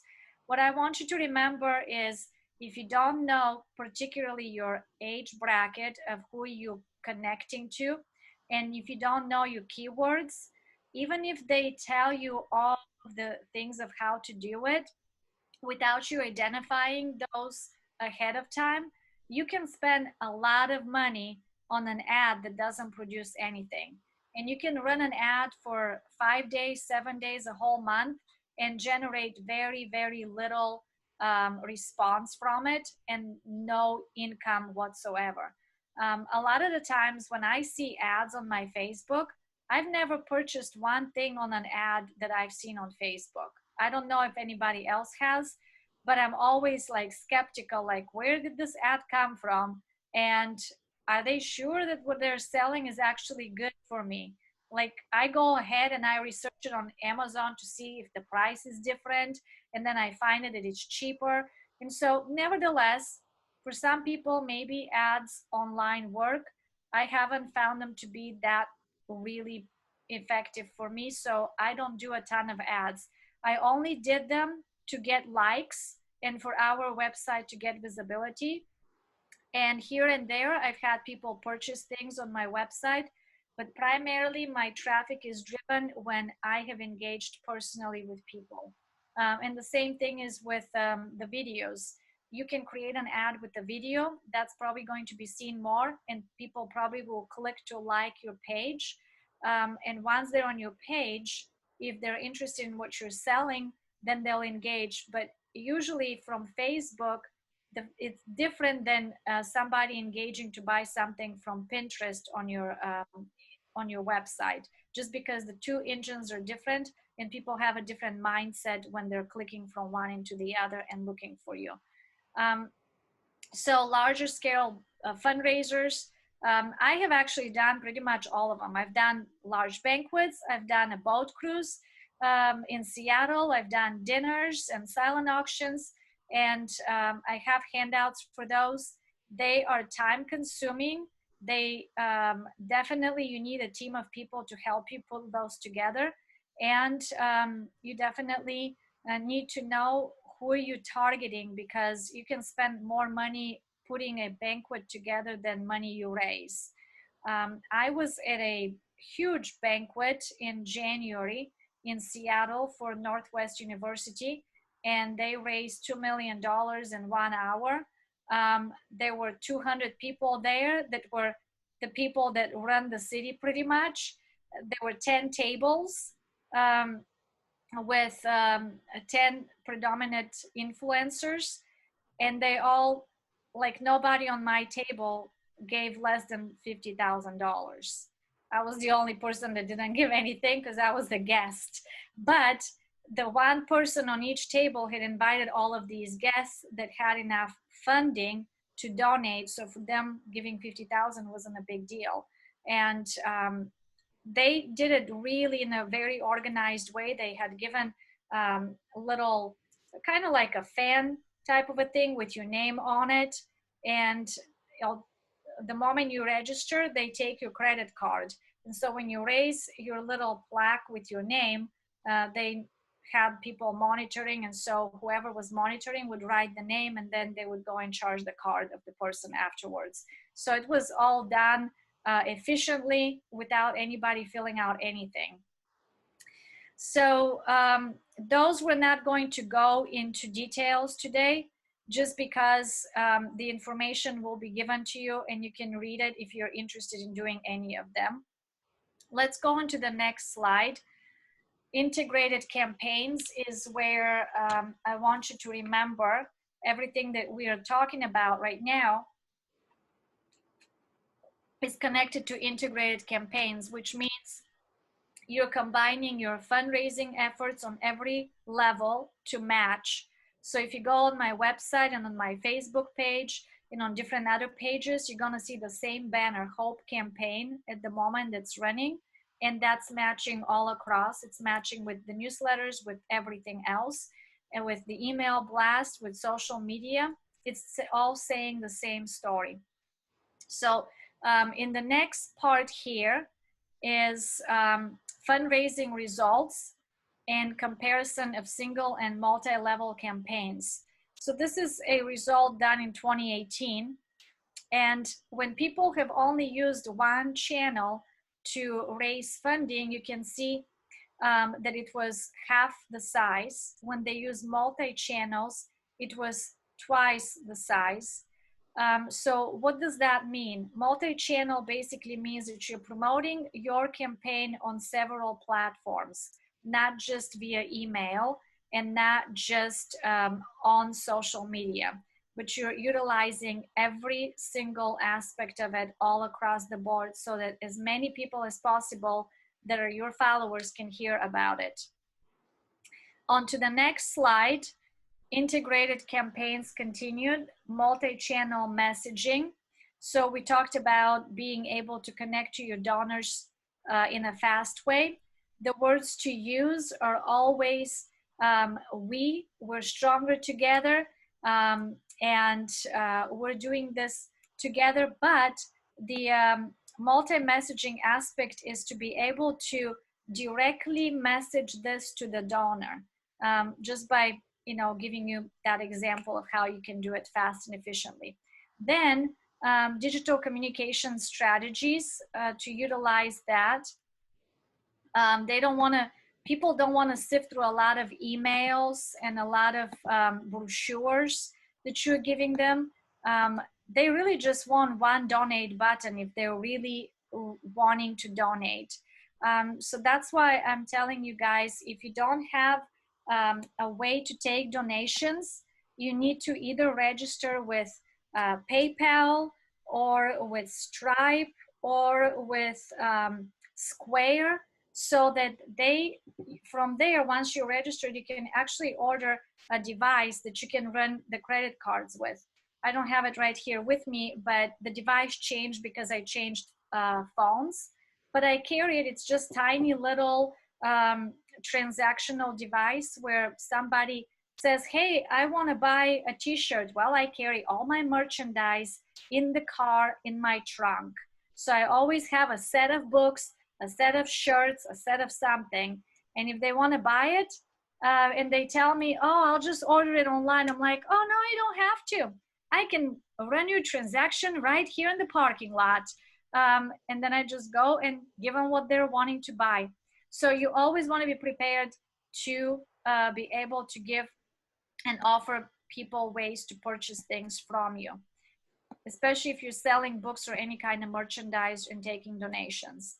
So email results in 1/3 of online fundraising revenue always include a call to action or RSVP, donate now, join us, so that people are connecting. In social media and blog posts, social media inspires 25% of donors to give. This is pretty good, because sometimes we forget that those guys are there following us. And once again, photos, engagement in the way you're talking to them. One thing that is really important that I have missed over the time of posting is not enough engagement on my posts, meaning I am not asking them questions and I am not asking them how to really engage in talking to me. So if I tell them, hey guys, this is what we did over the weekend. We raised funds and we fed 400 families. People may say, awesome, great job, but that's about all that they would say. So I am learning how to structure posts in a way of, hey, this is what we did this weekend. What did you do this weekend? Or I'm going to post after our class and I'm going to say, over the weekend, I taught a 16-hour course or 14-hour, we'll see however time we finish here, on practical fundraising ideas and proper communication for ministry.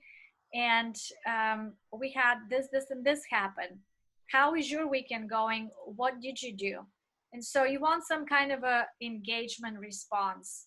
I've noticed every time I ask people a question, I will get some answers. And that's kind of a learned thing for your followers, because not everybody's going to jump right away to start answering questions. But there are times when they do, depends on the question. So that's just something to keep in mind for engagement. Online giving, next slide, for integrated campaigns. So the monthly online giving revenue has increased by 40% since 2018. So more and more people are going online to donate. Highlight this option on your donate page in your monthly newsletters. The mobile giving, I've given you a platform here where you can go. It's not included in your handout with this particular slide, but it is on your additional resources of how you can create a donation page that looks mobile friendly, and it gives you the best online platforms right now. Studies show that 25% of donors complete their donations on mobile devices, and 30% of millennials have used a smartphone to give. So that's actually a good thing, because even the millennials want to be a part of something.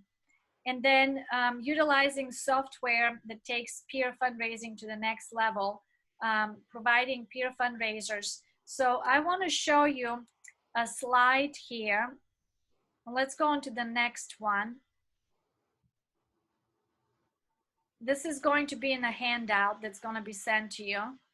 39% have heard of crowdfunding, and 87% of donors feel like they're more connected to the project when you use crowdfunding methods, which is not just Facebook and the other campaigns that are out there, but it's also through your websites, how to connect a campaign within your website page where you give people the ability to fundraise as though they're running the campaign. Some of those campaigns are connected to Facebook and others are connected to other platforms. And I've separated that part in the handouts, so you will receive those and you can read them as well. On the next slide here, really the selection of metrics is the most important thing in the second setting of time and scheduling your campaigns. So what is a success that you measure by? I showed you my newsletter. I showed you the percentage of open rates and what's happening in the background. So in order for me to measure success, if they're not getting opened, that means I'm not communicating something correctly, either through the subject line or they're going into bulk mail and they're not seeing it. A lot of our bulk mail newsletters end up there because the account is connected not to a personal account, but to a ministry account. So I had to just change it to Ceitci Demirkova and remove ministries, because it automatically, constant contact, end up flagging our account as though it was spam. And so a lot of the people didn't see our newsletters when we were sending them, because Gmail separates them as a bulk. And I would connect with individual sponsors and tell them, now that you are on our email list, do you mind adding info@ceitci.org to your addresses so that it's not flagged as a spam, so you will be able to receive our newsletters via email every month. States of stewardship. We've talked a little bit more about that. I'm not going to go into it anymore, but they're there, how to acknowledge and recognize and send thank yous. On the next slide, we have the stages of stewardship, meaning how do you send the campaign and follow up with stories and publications. Asking the donor to spread the word about the project or the program is very important. That's in one of the bottom points there. because then they feel like they're a part of something. You're not the only one doing all of the work. They're getting engaged in it as well. I have a slide that I did not include because it becomes really tiny, but this one will be also sent to you as a extra graphic. So Jen, if you can go on to the next slide. This is connected to right now with the coronavirus. So on one end, you have things that are clear, that is something that the donor wants to hear and things that the charity wants to communicate. And how do we connect in the middle? So we have that the donor wants to hear from the charity, even in this crisis, what are they doing with the money? And that this business is not business as usual, that they're making the right decision to continue to support you, and why you're still relevant during this crisis. That you're still helping those in need that you have actually connected with and wanting to help, and that you realize that you want to give and do more because you're giving the supporter a specific need of how to connect. So the middle part here is that we can beat the coronavirus together. But on one end, the charity wants to tell the donor is that, hey, we've been in the news, you can find us on social media. And on the other hand, the donor doesn't hear all of that. They want to know and realize, how am I making a difference? How may I give less for a while and still make a difference in your organization and in the person that you're helping? Have you heard of Babylon Bee? It's a Sapphire network and a website, and they do a lot of funny jokes and send emails and all of that. Well, they end up sending an email to my husband, and it said that they're supporting nonprofit organizations and families who are at the moment struggling because of the coronavirus. And so we thought, well, let's just email them. I mean, it doesn't hurt. I have everything listed on the website. It should be pretty easy. They emailed us back and they said, well, we can't really support a nonprofit. We're only supporting individual families.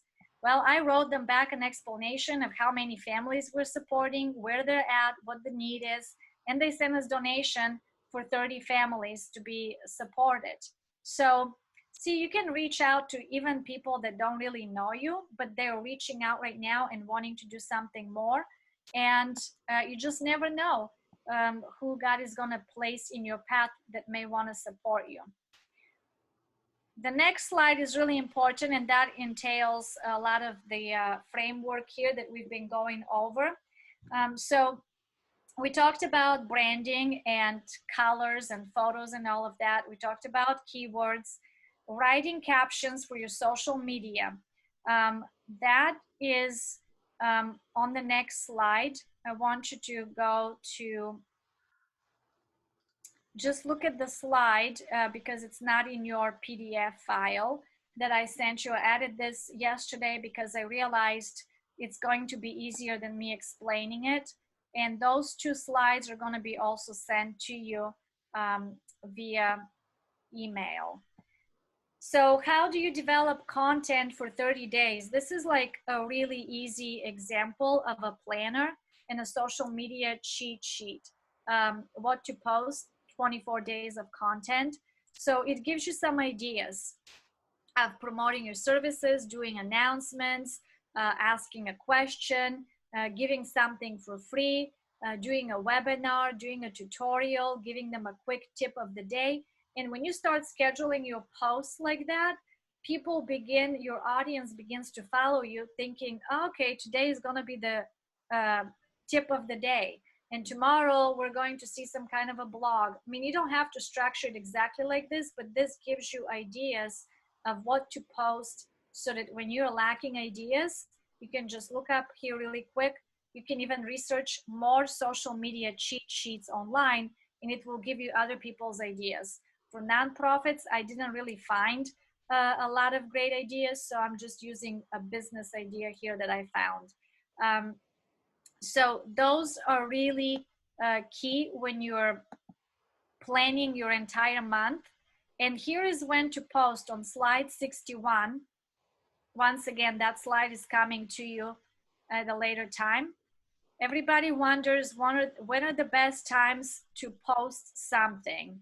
And this gives you an explanation right here. When everybody is really looking at your posts. So this is over the, not just for Instagram, but it also applies for Facebook and social media. So I post just once a day, but preferably they're asking if you're wanting to have creative, constant presence online to post 3 times a day.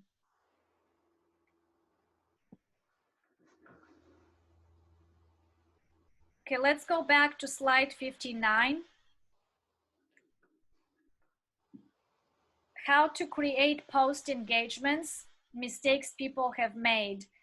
This is a little video that I wanted to show you. I think it's only 4.5 minutes.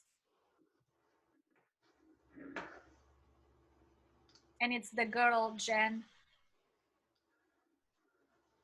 Okay, finding it.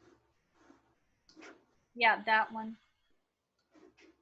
It's 7 minutes, so we're gonna cut it kind of in the middle there, just to do 4 minutes.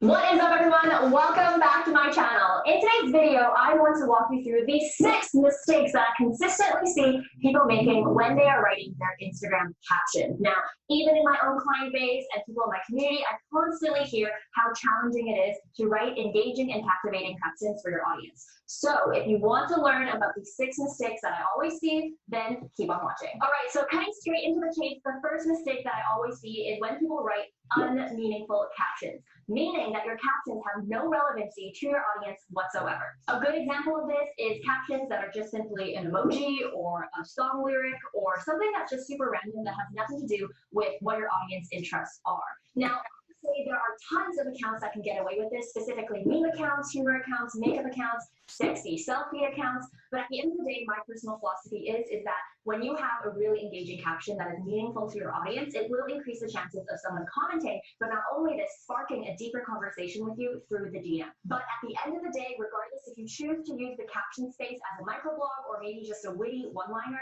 you really want to think about your audience at the end of the day. What would your audience want to see? What would your audience really resonate with? And try to deliver that through that caption. Now, some of you guys might be wondering, well, I have no idea what my audience wants. Now, what I personally do when I'm writing my captions, and I'll put an example right here, that has generated a lot of engagement rate, is when doing captions, I always think about the types of conversations that I'm having with my audience.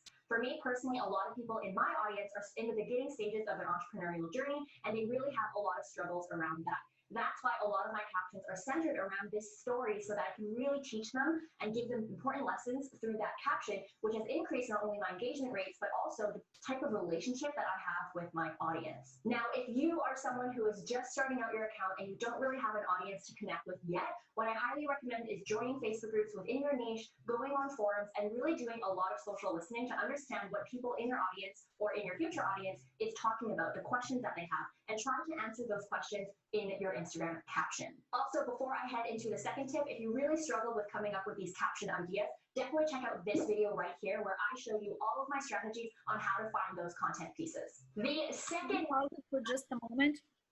captions is that they don't have an engaging hook. What a lot of people. Did you say something? So I want you to remember something that she's doing, and as you're observing her, that she's constantly posting, she's constantly pointing people to subscription to her channel, and she's pointing them to her Instagram account, and then she's also pointing them to other videos that are similar to that. That has been a mistake that I have made, where I'm providing so much content, but I'm forgetting to tell people, hey, by the way, if you sign up on my website right now, there is additional content. All you need to do to download it is, here's the name, email, and that's it. We'll send it to you right directly in your inbox. I used to be afraid of asking people for direct emails, but almost every single person in every organization that's providing a lot of content, they send it, they put it on an email, or they put it on a website, and it says here, click here to see more. And when you click on the see more, it pops up with a little pop-up block and says, get it right into your inbox. Give us your name and email address, and then you capture the email and the name. So I want you to think of that as you're talking about engagement hooks here and how to write a content, that your training is going to include this weekend for you to create a story post and an Instagram post or a Facebook post, but post it if you have those two accounts on all of them. And you're going to talk about 2 things that you learned from your class this week. And you will connect your account with a hashtag win or a hashtag win ministry or win women. You can do all 3 hashtags, and then connect Bishop LaDonna. Dr. LaDonna is under the Instagram account. I don't know if we have a win account yet, but Osborne Ministry has an account. I have an account just by my name and or Invisible Mentors. And you're gonna do a little hashtag and just say something nice about what you learned. And practice how you're engaging your audience and how you're also connecting us, because then we can repost that on our stories. So if I see somebody that has connected me on their story, I will repost it and say, thank you so much, so-and-so, and I'll tag you back. And then it generates people talking about it and seeing the story coming from different angles. It expands the ministry. The same thing is when we decide how we're going to promote this now after class, we can just send them the link, but we can say, hey, we have this great class. It just happened last week, but guess what? It's all recorded for you and you can access it here. And when they click to access it here, then it gives them the information that they have to register their name and email address, and then it sends it to them. And so that's how we capture email addresses for future correspondence. So that's just a quick insight into the stories that I want you to definitely do over the weekend, so that we utilize this information and see how our post engagement goes. Is that kind of clear? Anybody having questions?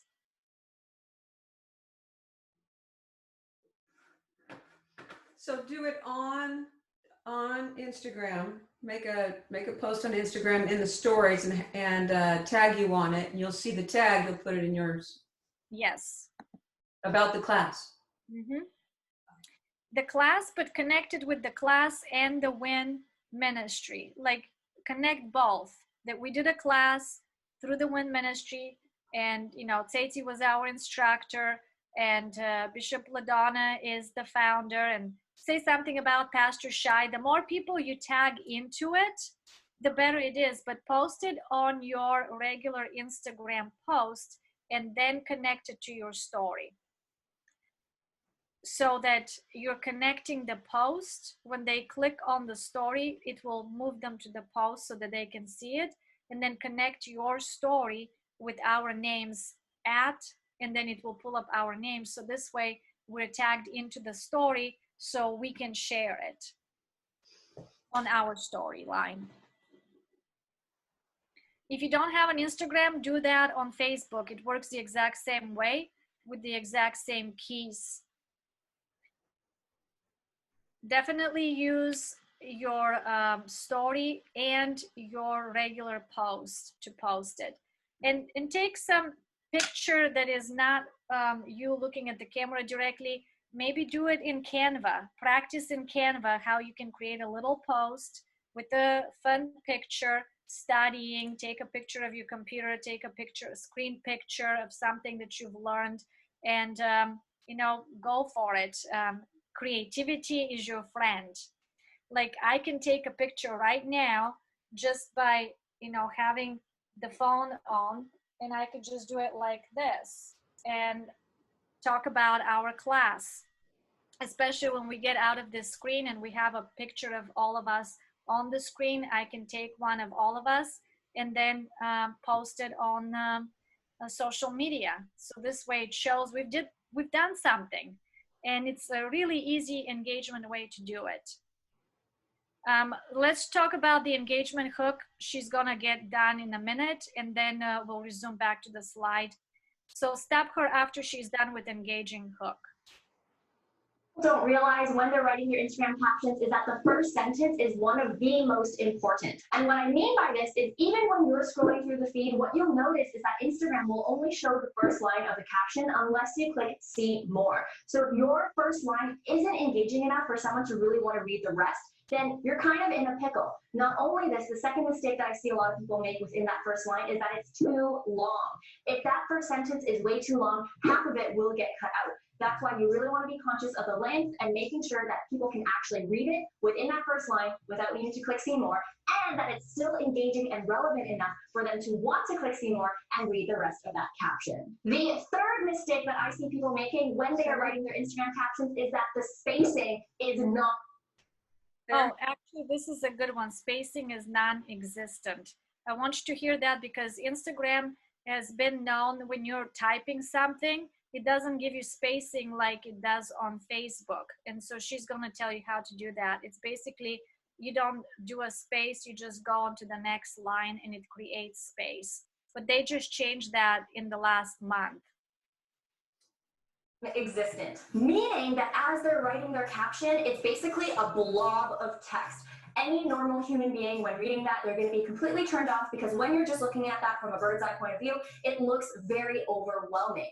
So if you want to make it easier for your audience to follow along, make sure that you have those white spaces to make it easier on the eyes. Now, to defeat this problem, what a lot of people do is that they'll put dashes in between, they'll put emojis in between, but what I like to do is I like to use this website right here. I copy my caption in it first, and then I convert it to insert all the white spaces, and then I paste it onto my post. This is going to help me have those white spaces without me needing to add more emojis and without me needing to add those dashes in between my paragraphs or blurs. Now, a rule of thumb to make it a lot easier on your audience is to just make sure that each section has only about 2 lines max.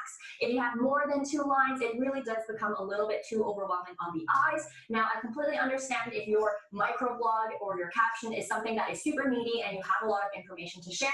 I get it, but please, please, please just try your best to make it as easy on the eyes as possible to increase that retention of someone actually following through with reading the entire piece of content. Speaking of making things easier on the eyes. Stop here because you guys can watch this video later. I have the link that will be provided to you.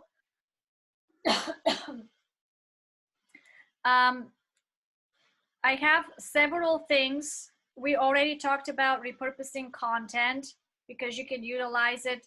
If you're doing a newsletter on Monday, you can switch it and repurpose that same content on Friday on another platform. We talked about utilizing your stories, IGTV channel, YouTube videos channel. I have a link that you guys can watch, but basically is all about how do you connect to your YouTube, to your website, and to your social media platform so that everything is succinct and useful. If you're not on YouTube, you definitely need to open a YouTube channel and an account. It's usually done through your Gmail. You can connect your Gmail to your YouTube, create it as a channel, and when you have videos, definitely post them on there because you can start utilizing keywords.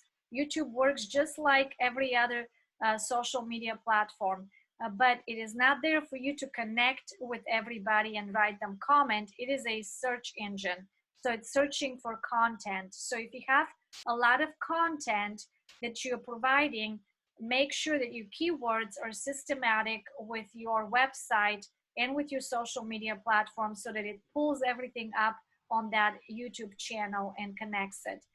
I have a handout on Pinterest, and Pinterest is kind of like this taboo topic that everybody is either afraid of Pinterest or they're using it only for purchasing of information and materials.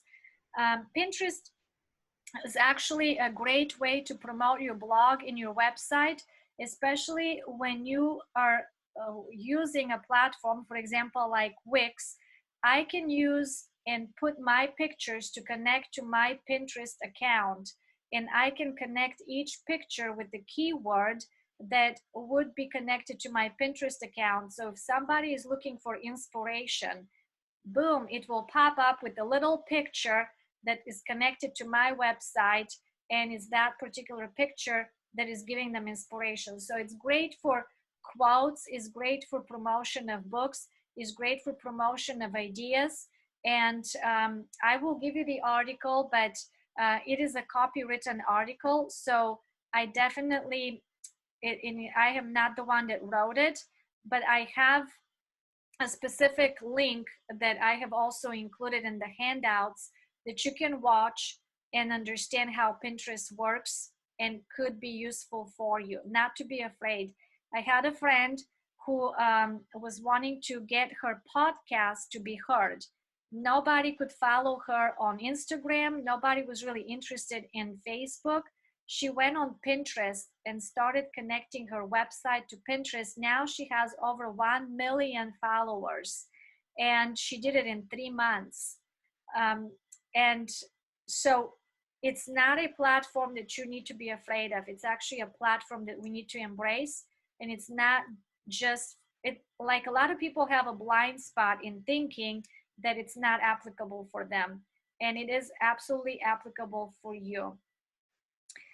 Websites, we talked about the websites. And the last slide here is preparation for a fundraising banquet.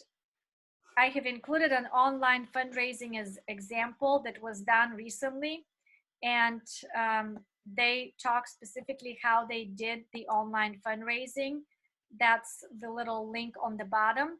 But here is the main point about online fundraising. You will need to have either a web page that is ready to go. And once you're on that platform, like if you're using Zoom and everybody's jumping on there, you know, you want to have an engaging content with several people talking, with some information that you can show as a video so that it engages the audience. I am probably going to do that in August because I had several receptions scheduled for my wedding that I was going to do as also fundraisers. There's a 25-year anniversary for the nonprofit and then my wedding. And unfortunately, with all of these restrictions, we may not be able to meet in person because Washington and California just have different restrictions. So with that in mind, I'm thinking of doing an online fundraiser and inviting everybody to join in. And if I'm able to actually go to Washington, we will do a drive-in and everybody will be able to still see me. I'll probably do something similar to what we did at IGC. But we will take some pictures and video with all the cars. We'll give balloons to people. They'll wave some things. But we will create a Zoom link and they will all be able to get in online in the car, see me with my wedding outfit and Mark. And then I want them to feel a part, like they're right there with us, even though we may be separated with cars. So there is all kinds of fundraising ideas that you can implement, but the whole goal here is not to be limited to the current circumstance. Think outside of the box. These people basically said that the online fundraiser was as productive as their regular fundraiser would have been because people jumped in and they felt like because of such a time as now, they should contribute even more to the need of the organization. So that is on there. I know that time is advancing and I wanted to just, before we fully dismiss, give you a little bit of a breathing room here to just make a couple of comments, and let's try and finish by 5:10, the latest. A reminder, you saw the slide while we were on breaks, but our next official WIN class is in October. And I want to just encourage you to make plans, go ahead and register. It's a class that I'm going to teach, and it's a Bible study class on the parallels between the book of Genesis and the epistle to the Ephesians. And I'm going to be sharing some really cool things. You know, sometimes people get confused. They look at the Old Testament for certain things, and then they look at the New Testament for certain things. And it's like they put on different hats. And they read it, they observe it, they learn from it in complete different ways. And I want to show this great example of the consistency of Scripture and the importance of being able to follow the threads and the patterns throughout the Scripture. You're going to be introduced to some of the Jewishness of the New Testament and some of the Hebrew dynamics of the Old Testament, and it's all one story about one God and his one creation. So you'll really enjoy that. We have other class. Pastor Shai has one in November. We'll tell you more about that later. I would like to close us in prayer unless anyone has anything. And Okay. I just wanted to say thank you to everybody for being here, for being a part of the class, for your participation, for adopting new material, new skills, and putting them to work while we were even in class. If we were in person, you would have been separated in a few groups and done a few other dynamics. But, you know, overall, I think this class was great, just with what we have to work with and how everybody stayed there. You pushed through fatigue and hunger, and you know, I didn't give you a lot of breaks, but you did awesome. And so I just wanted to commend you. You're on your way to success, and don't ever put limitations on God, because you're just starting. I mean, you may feel like you have done a lot, but we're still page one. We're starting out. There is all eternity waiting for us. So I'm just glad to be here, to be invited as an instructor. So thank you, Bishop, and thank you, Pastor Shai, for just trusting me and believing in me and investing in me all of these years so that I can be the woman I am today to impart into the rest of these women. So love you all. Wonderful, thank you. And remember, you can go to the WIN website, winministry.org, and there is a donate button. This has been a free class. But when you support WIN, you are not only supporting these type of classes, but the women in ministry all over the world that may not have these kind of opportunities, not only to learn, but the technology that we have, and we try to support them. And so put us in your budget to just something every month to WIN, and you'll be so happy helping your sisters. And let me just pray for you as we go into our evening and our wonderful Sunday. Heavenly Father, we thank you for these wonderful hours that we've shared together. You have given us the capacity to desire this information, to learn, to apply it. And we are claiming now that you will bring back to our remembrance. Help us as we study and we exercise these new methods, that you will give us response. May our influence touch the lives of others. We value every person that we would connect with, and we want to influence them with hope, with purpose, knowing they're loved and they're included in your wonderful plan for humanity. Father, bless each of these students, these women, their ministries, their families. Thank you that you bless each one, their churches. Thank you for their marriages. Thank you for Ceitci, for her life, her contribution to each of us, not only now, but continually. She is a blessing to us. So we receive your blessing, and we purpose to be a blessing to others.